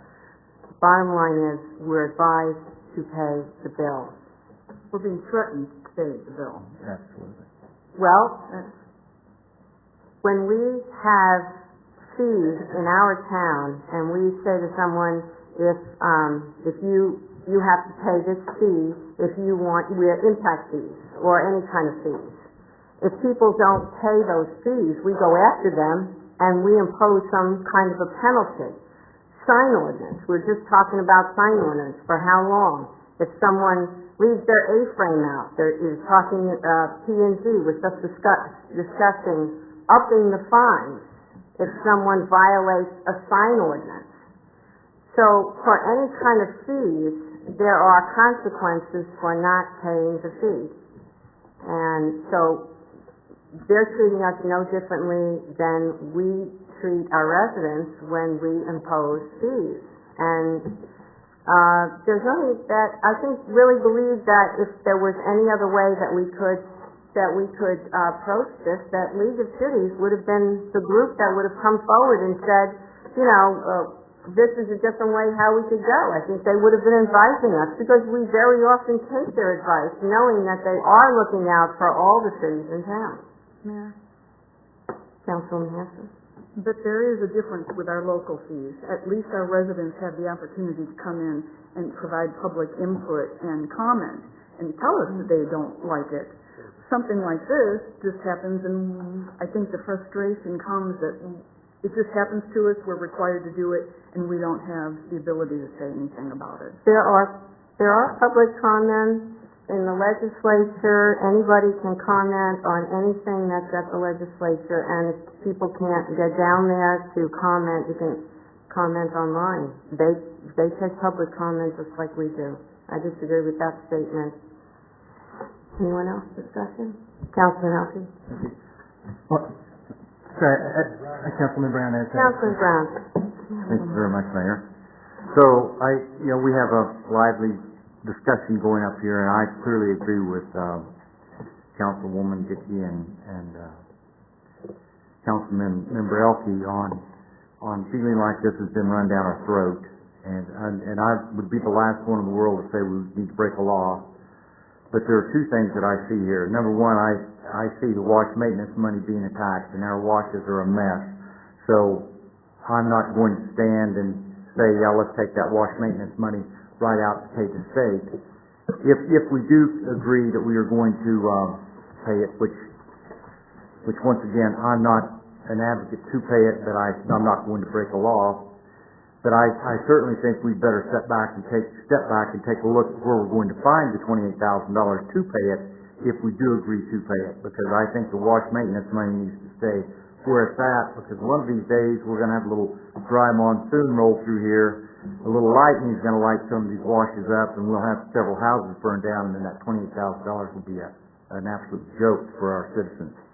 So I'm not going to stand here and say I love what the state is doing to the citizens of Fountain Hills, and I don't, but I will say that they're rattling their sabers, and we need to make a decision. Councilman Elkey? Thank you. Yeah, you made a comment about folks always have an opportunity to come in and speak, and we often hear from our residents here tonight, and certainly anybody in the state has the opportunity to be heard at the House or the Senate as well. And during the course of the discussions during one of the appropriations meetings, there was a Mr. Barron. I hope I'm getting this right. I'm looking at my scribbled notes here, but he had made a comment during the discussion before the bill was passed that there was some discussion of, well, paying fees for what service? And Councilmember Hanson at the last meeting brought up a good point that it's okay to pay a fee, which is the fees that we charge our residents here, but they get a particular type of service. And here, we're being asked to pay this fee to pay for the state's budget, essentially. So I think it was brought up, but I think at the time it fell on deaf ears. With respect to the threat of penalty, when the legislators passed the bill that was subsequently repealed, and I'll defer to legal on this, please correct me if I'm mistaken in any part, there wasn't an enforcement mechanism in the bill.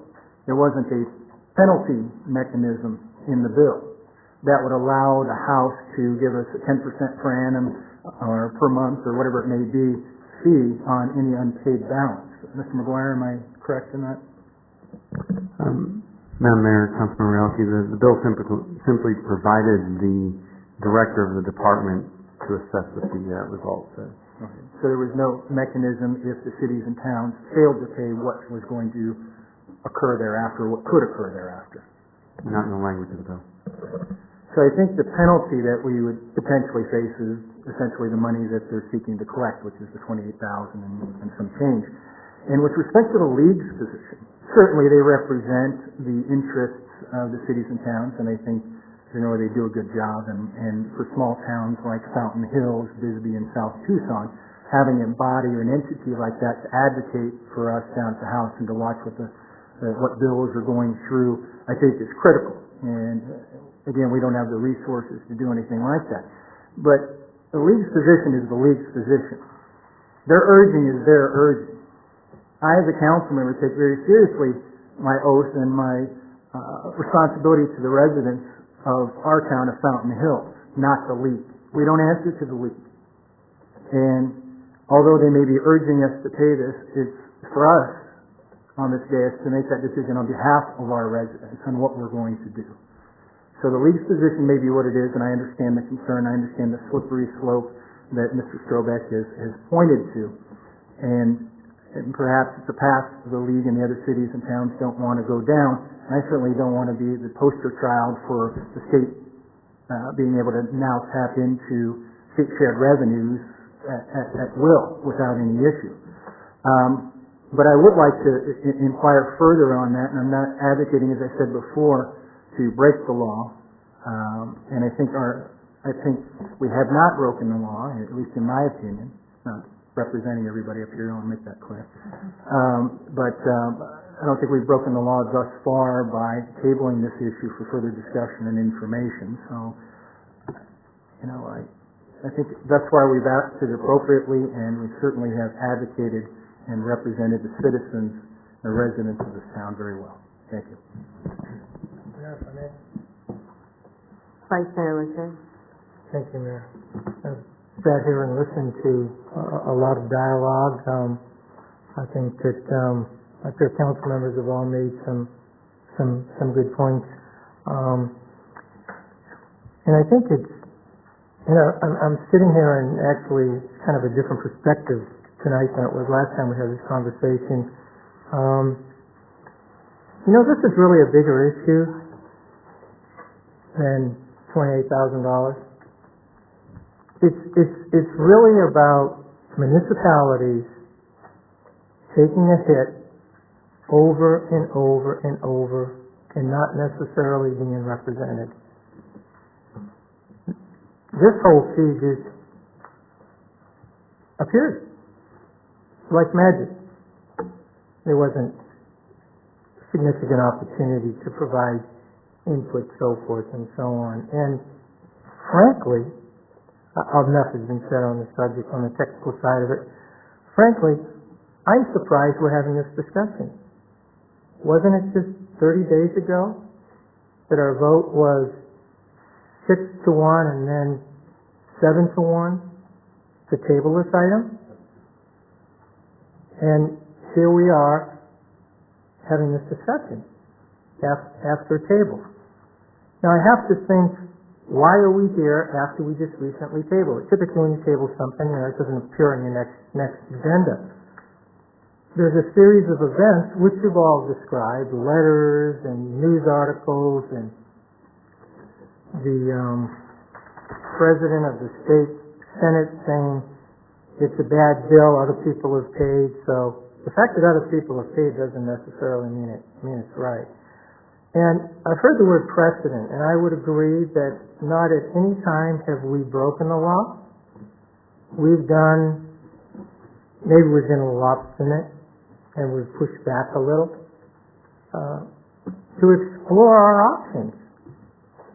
And this evening I'm hearing a set of council members suggesting that we continue to explore our options. We do have a new legislature coming into session. They may view it differently.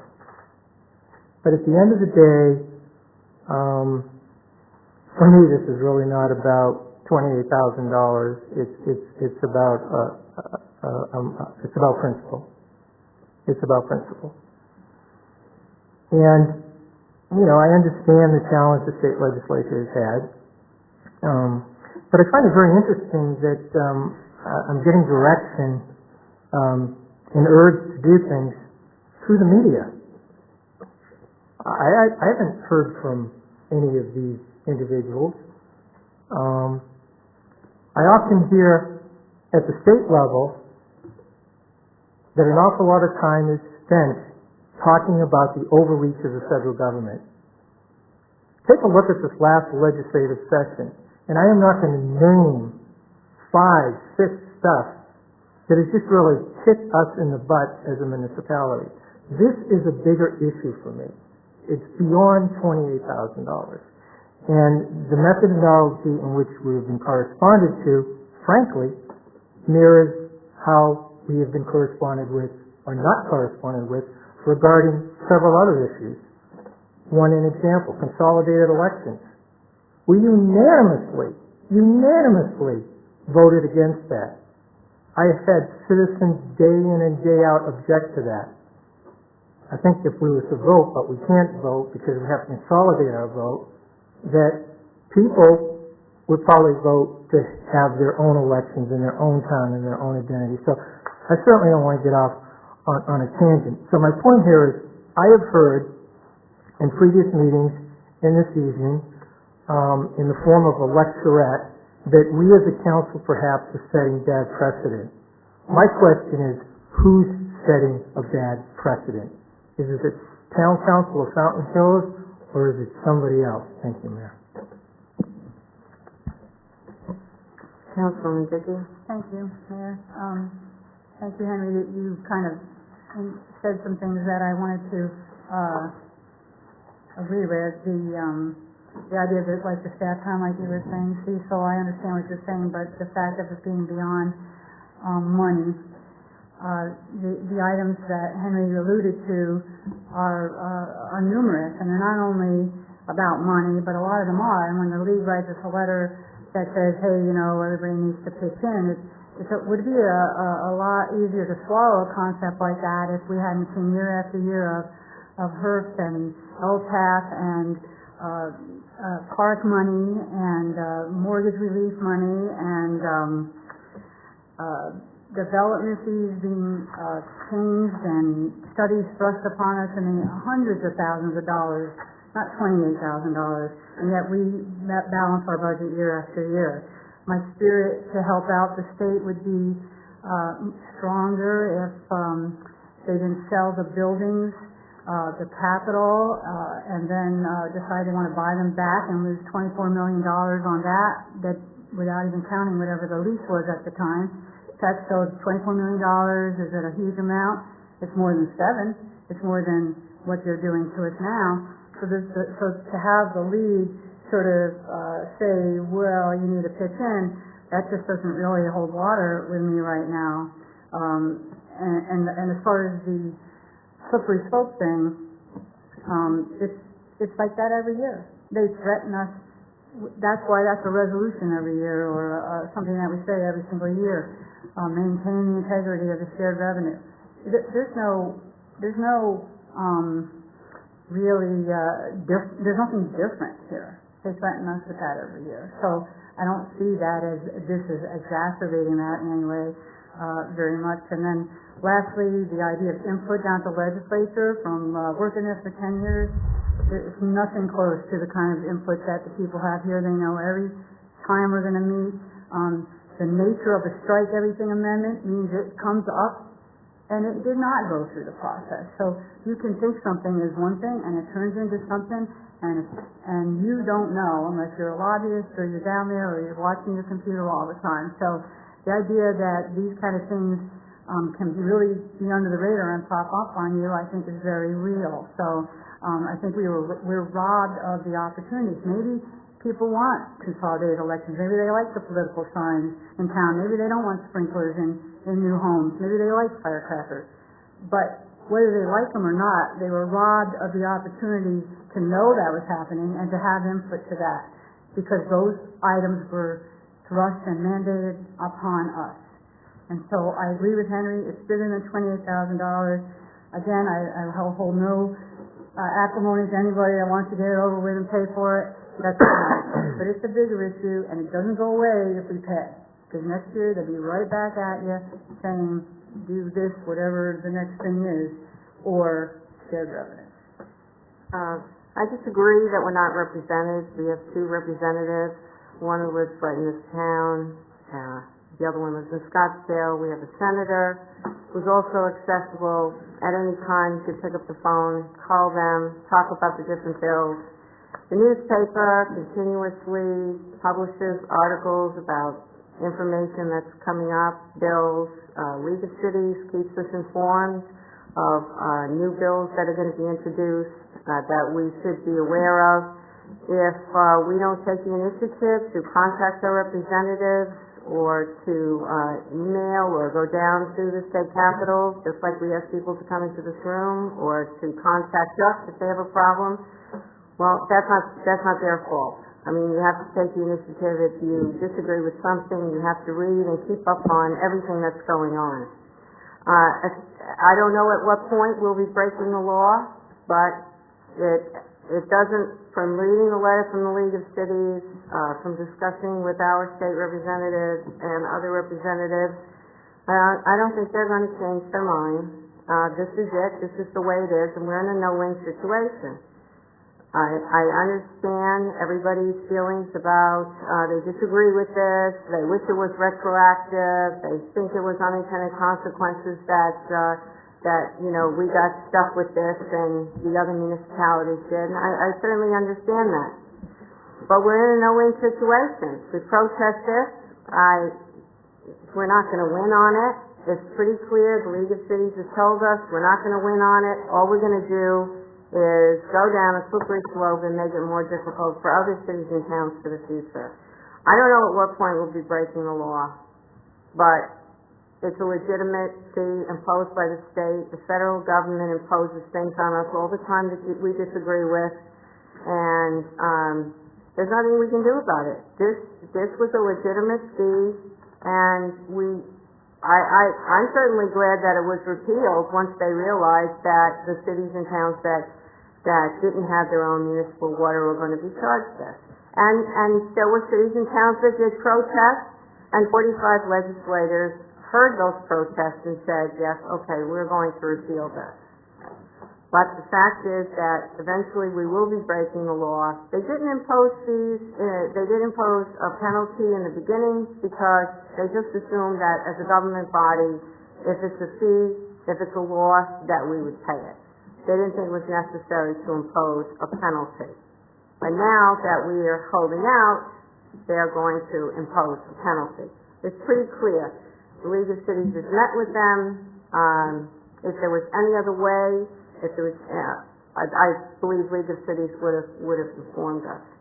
So we have a choice of to pay this, put it behind us, make sure that in the future we pay very close attention to everything that goes on that might affect Fountain Hills, the resolutions that are coming up with the League of Cities, to read carefully each and every one of those resolutions and to think about any unintended consequences that Fountain Hills might suffer from any of those resolutions. There are 19 resolutions that are going to be presented, and if they're accepted by the League of Cities, then they will go on to the legislature in the next session. So we have right now 19 possible bills that we can look at, and we can decide if we think that those are going to hurt Fountain Hills. But you have to take the initiative, and you have to read everything and make yourself aware. And if you're not sure, then you pick up the phone and you call your legislators, you call your senator, and you say, explain this, and then you make it clear whether you agree or disagree with what's coming down. So I would really like us to vote either way on this. I'm not in favor of tabling this because I don't think we're going to get anywhere by tabling it. I'd like to request a motion to pay this bill as stated in number 16. Can I get a motion? Guys, I'll move the motion. Come on. Can I get a second? I will second the motion. Do we have any other speakers on this? No, ma'am. Is there any other council discussion? Mayor, if I may, Yes. I make a Vice motion, Mayor Legere. I make a motion to postpone indefinitely. Thank you. Second? We have two motions on the floor. Andrew, which one goes first? Mayor, the motion to postpone indefinitely takes precedence, but it's debatable as to the merits of the underlying motion as well. It's a little bit different than tabling. Tabling is only debatable with respect to the table question itself. So it's a little bit different, but it still takes precedence over the main motion. Okay, then do we have any discussion on that motion? Yes. Councilman Elkey? I don't think there's any harm in inquiring with the league and getting an official position as to whether or not they believe the state can take our state shared revenues to pay this. There is not a fee, or excuse me, there's not a penalty in the current law that was, the law that was repealed that we're talking about here this evening, and I'm not quite sure what penalty that we may potentially face, and I think that would be an important bit of information to find out. Perhaps legal to do some research and information as to what kind of penalty we might face, because I would like to be fully informed before we make a decision whether we're going to pay it or not. Also, I would like the opportunity, I think we've had vigorous discussion here tonight, and I'm hopeful that the message will come across to our state representatives, and perhaps it'll spread to other cities and towns and other state representatives to revisit this and look at those two alternatives that I mentioned before, whether to refund the monies altogether to all cities and towns, or to make an exception to exempt those that do not have a water company and not require them to pay the fee and to refund the fees for those municipalities and towns that have paid that fee, which I believe is only to the tune of about $450,000. So I think that at a minimum should be revisited, and I ask that staff be directed to inquire and to investigate and to get any responses in writing so that we may be fully informed and be able to inform our residents. Thank you. Any other discussion? Can we get a roll call vote? And this is on the motion to postpone indefinitely. Councilmember Hanson? Aye. Councilmember Dickey? Aye. Councilmember Yates? Nay. Councilmember Brown? Aye.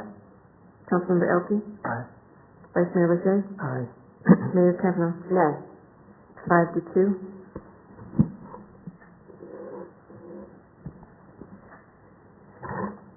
Andrew, do we go back to the first, or is that the first motion and it dies because of the second? The first motion now is indefinitely continued until it's brought back, so you don't need to address the main motion. Okay. Okay, then. Number 17 was the budget transfer, so I assume that that's postponed because of the budget, because of the motion? Yeah. Okay. Madam Mayor, Yeah. from a matter of parliamentary procedures, do we still have to table that since it's on the agenda, or do we just skip it? We can just skip over that one and come back to it at a later date. It doesn't require action from the council. Thank you, Mayor. Okay, now we go on to item 18, discussion with possible direction to staff regarding the League of Cities and Towns proposed resolutions for the 2013 legislative session, which are to be reviewed by the Resolutions Committee on August 28, 2012. Okay?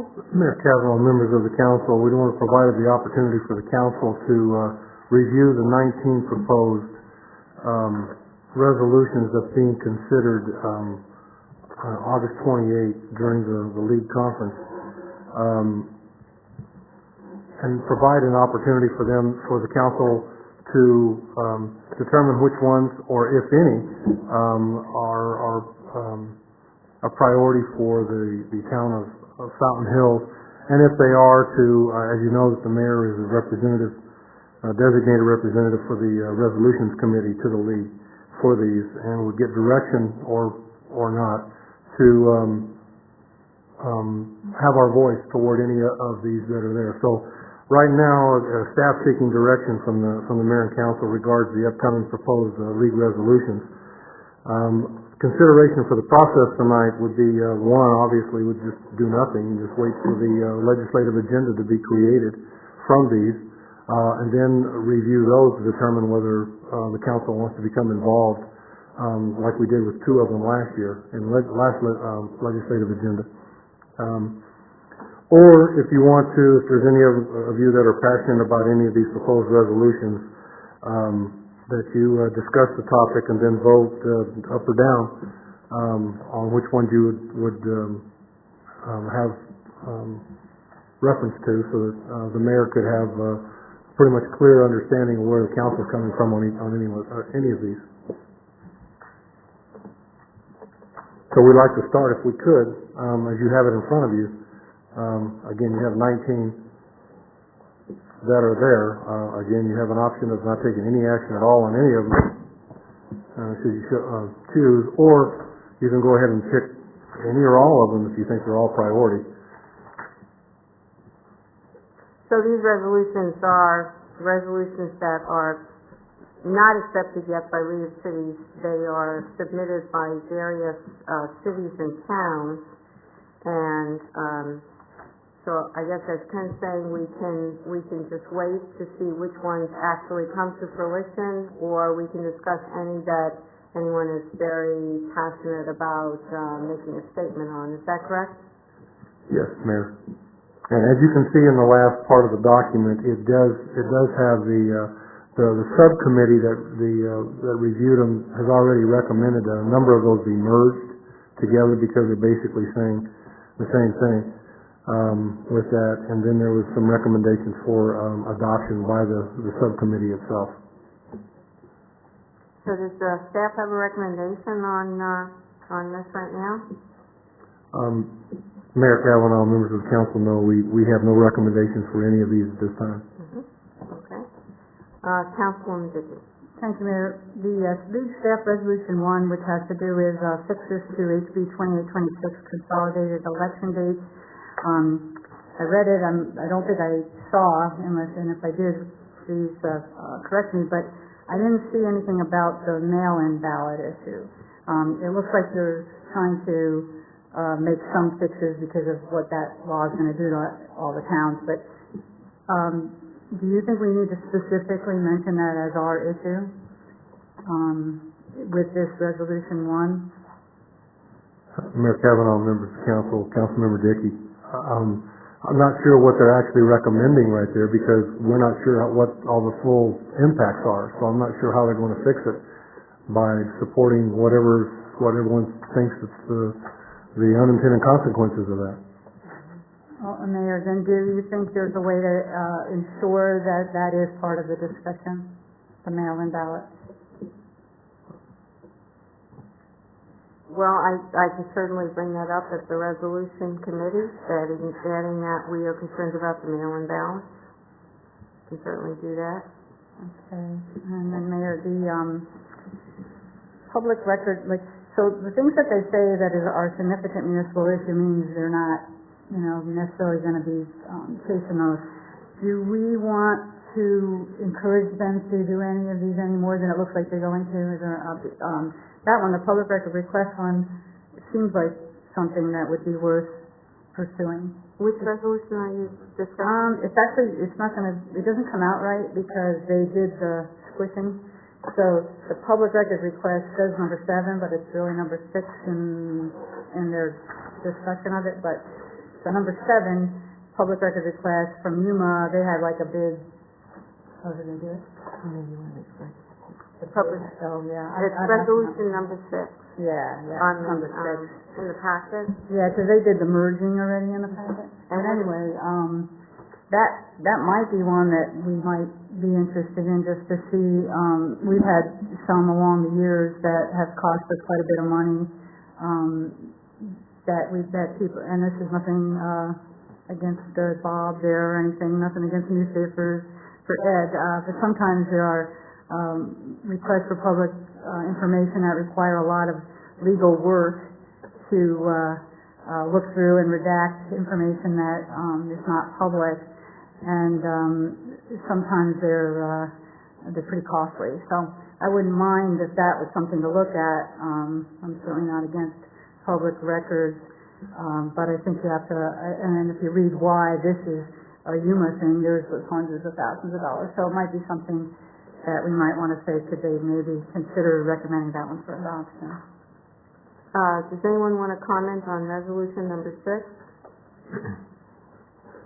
Yeah, if I may. Vice President Buttigieg. Just in general, in reviewing all of what's been presented to us, and then the chart at the end that recommends which ones that they'll move forward, and as was just stated when it talks about being important to a municipality, you get the impression, of course, from the legend that those will be not ones that are moved forward. And I'd like to reemphasize, and that you're going to be representing us, that hey, take a closer look at that. I think public information requests are just very necessary and extremely important, but there are some abuses in the system, and I think they need to take a closer look at that. And if we were to look at what it costs our municipality for reasonable public information requests, those costs are low, and there are some that are considered so broad and so general that it costs us additional dollars. So I think it'd be worth them taking another shot at that. So as I stated, I feel comfortable with how they all came out in the final chart and recommendation. That would be the only exception I have, is that I'd like to see that get a little more dialogue at the league meeting. So thank you for that. Yeah, the only problem that I would have with number 7 is, number 6 is that, public records are public records, and I understand that Yuma is having a problem with one particular person that asks for a lot of documents. We do charge a fee for copies. We charge a fee for a CD. We don't charge if information is emailed. But the only thing I'm mostly concerned about is when they talk about limitations, it's so broad that to me it may be invading the transparency that we really want to have with our residents, that they can request any public records at any time. I don't know what Yuma does as far as charging. I think if someone's asking for thousands of documents and they have to pay 15 cents a copy or whatever for it, I think that certainly is going to detract people from, just asking for information for the sake of asking. But I've read through all of these and I made notes on all of them, and there's some of them are just so vague, and they seem to be a town has one particular problem, and so they want to change it for everybody. And it just might not be a fit for Fountain Hills. We don't seem to have any kind of problems like this. We seem to be able to manage it. And do we want to limit access to public records for our residents? And I don't think I would want to do that. Mayor? Vice Mayor, I may. I've read the same resolution, and I would agree in most cases they're pretty broad in general because they're at a starting point. And obviously, when you have an opportunity to participate in this discussion, those are the things that can be, vetted out and so forth and so on. This is just kind of a high-level document. And I think in the resolution it talks about what you just stated. However, there are historically in many, many municipalities some extraordinary cases. And as I said earlier, I'm not one to do anything to prevent a public information request. However, some criteria may be helpful, and that's all I'm asking to explore. When someone basically puts in a public information request, I would like a copy of every email and every correspondence that has occurred between staff and all council members regarding, planting of mesquite trees in washes. That can get to be very, very expensive on the legal side, we don't recover the fee, and the fee is minimal, and that's a good thing. But I think there are some extraordinary cases, and I think if the folks that are presenting this bill have an opportunity to talk about that, I'm only suggesting, I'm just trying to get your ear on this and just suggest that they take a closer look at it, and they may have rationale for why they moved it down the totem pole, and I can certainly accept that. Thank you, Mayor. Any other comments? Councilwoman Dickey? Mayor, just along those lines with any of these, just it would be your discretion if you hear it going south while you're there, and it sounds like something that you wouldn't want to do. This is really a difficult issue because it's trying to say, well, it should be this, but it can't be that. But just to see if there's anything that sounds reasonable to you and if it's worth pursuing. I also don't know if this would be the spot to say, well, let's put in a request to ask the next legislature to consider refunding the cities that don't have water, that don't do water services. You know, I mean, I know we lost our opportunity because we missed the deadline to put in our own proposals. So I don't know if they take things from the floor or not, but that's one other thing is this number 19, which is really number 17, which is about Senate Bill 1442. That was the bill that was followed and supported the entire time by the league and by cities until the last day of session when they totally switched the funding source, which took it out of state road revenues. So that one, they do say recommend for adoption, and I would say that is particularly of importance, number 17/19. Yeah, actually, number 17, I have quite a few notes on that, and I was thinking of advocating for that one because I believe that we were shortchanged when 100% of and this deals actually just with manufacturing plans with a minimum investment of $500 million in Maricopa or $50 million elsewhere, and it was changed that 100% in the enacted version went to the state general fund, where normally it was an 80-20 split with 5% going to the city. So actually, I did have notes on that particular one that I felt that Fountain Hills was shortchanged on, and I was going to advocate in favor of that. Councilman Elton. Thank you. And I think I know it was stated a little bit earlier, but as far as Resolution 1, what's especially impactful as far as our town is to encourage the state legislature to discontinue the sweep of HERF funds and monies. It's especially important for our town because of the need for monies for our roads, and those HERF funds, although are certainly not enough to support everything that we need to have done, any money that we can get to pay for maintenance and repairs is important. I agree with you, and I'd like to also advocate that they change the system a little bit. We seem to always get shortchanged with the HERF funds, and so I'm going to do that also. Mayor? Anyone else? Yes. Vice Mayor Lizette? If there's no one else out there, as I said, overall, we've gone through this process before. Hopefully there's a healthy discussion with the league. I'm glad to see that you're going to be sitting at the table. You asked about passion, things that really jumped out at us.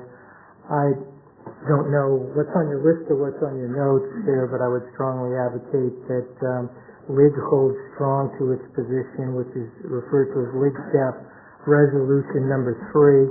And I know that most of the public that may be paying attention to this meeting probably does not have this in front of them. I'll just simply read just a bit about what it is.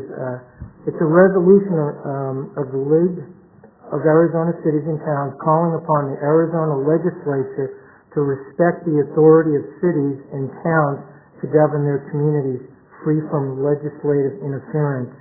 And it goes on to say, whereas the League of Arizona Cities and Towns is concerned about the extent to which Arizona's 50th legislature considers legislation to micromanage local government and enact decisions that were not in the best interest of local government and its citizens.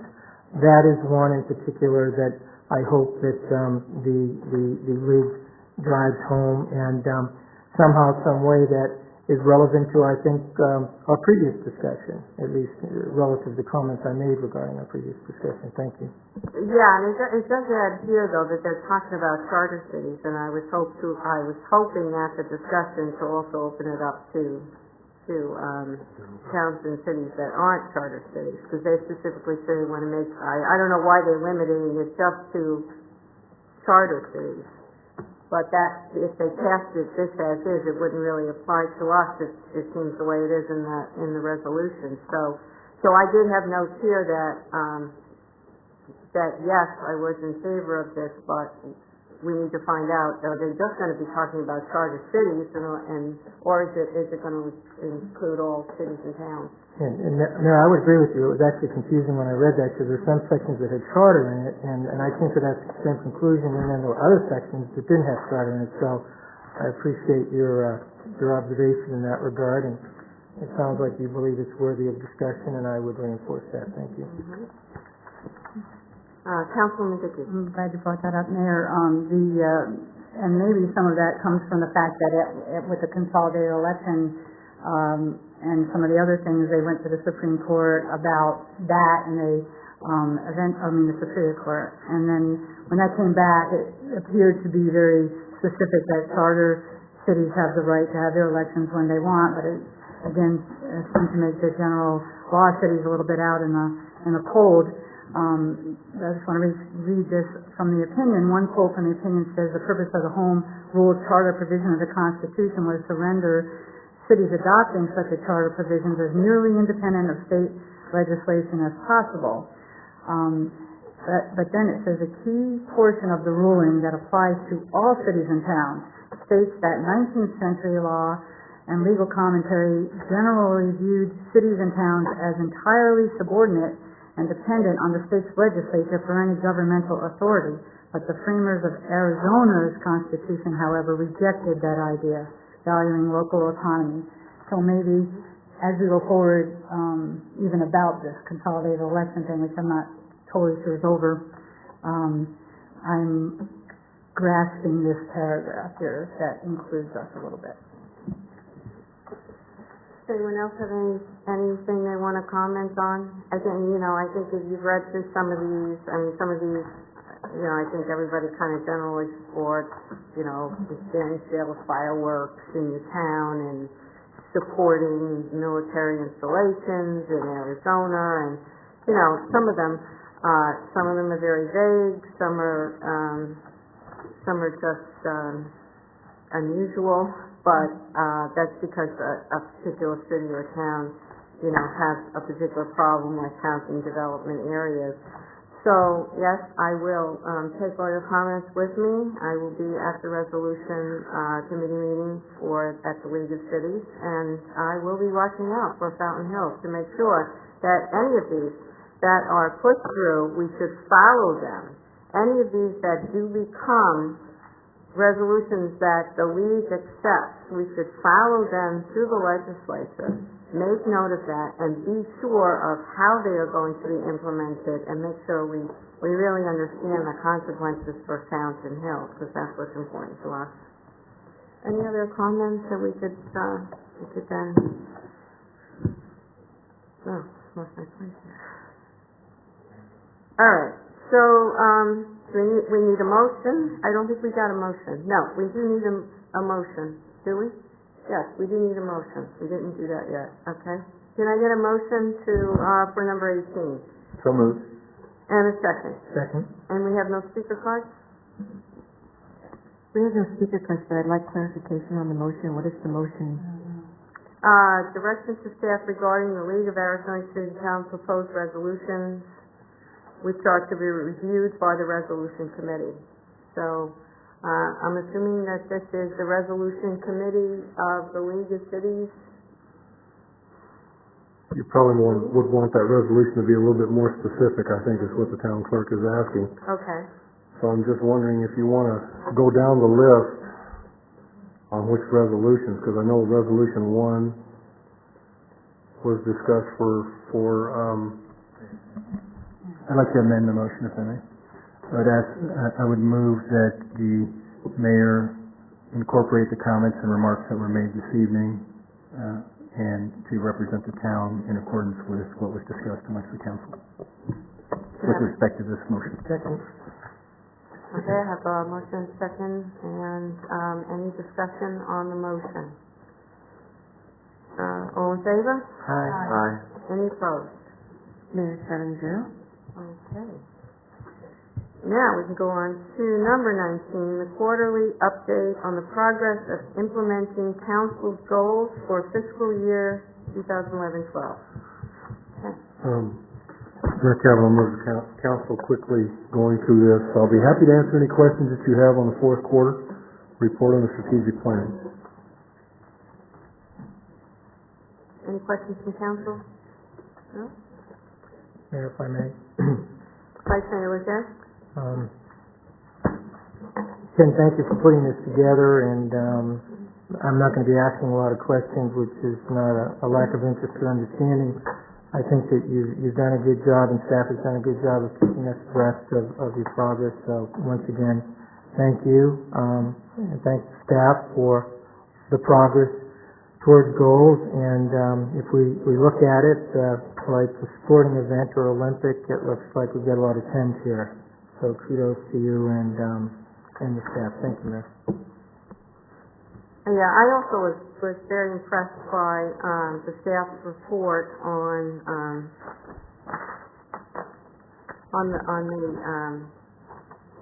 the council goals and how they have actively worked to fulfill the goals. And I think this will be great for everyone to read. Residents, it's in the packet, to see exactly what the staff has done. I think it's an excellent job. Thank you. All right, let's see, number 20. We have no direction to Ken. We have summary of the report on recent activities by... Mayor Do you have a summary? Mayor Kavanaugh, members of the council, I have none. You have none. Okay, then, I think that you do. You went over to Fort McDowell for the Happy Together tour, is that right? And I just wanted to say that the lead singer of the Grassroots said in front of that whole group of people that there ain't no partying like partying in Fountain Hills, Arizona. So that made our night. And let's see, what else? That was it, I think. Ken, you want to say anything else on that? Just maybe to add, Councilmember Dickey, the happy together. That's what it was. Can I get a motion then to adjourn? And a second? Second. And all in favor? Aye. Thank you, everybody. And thank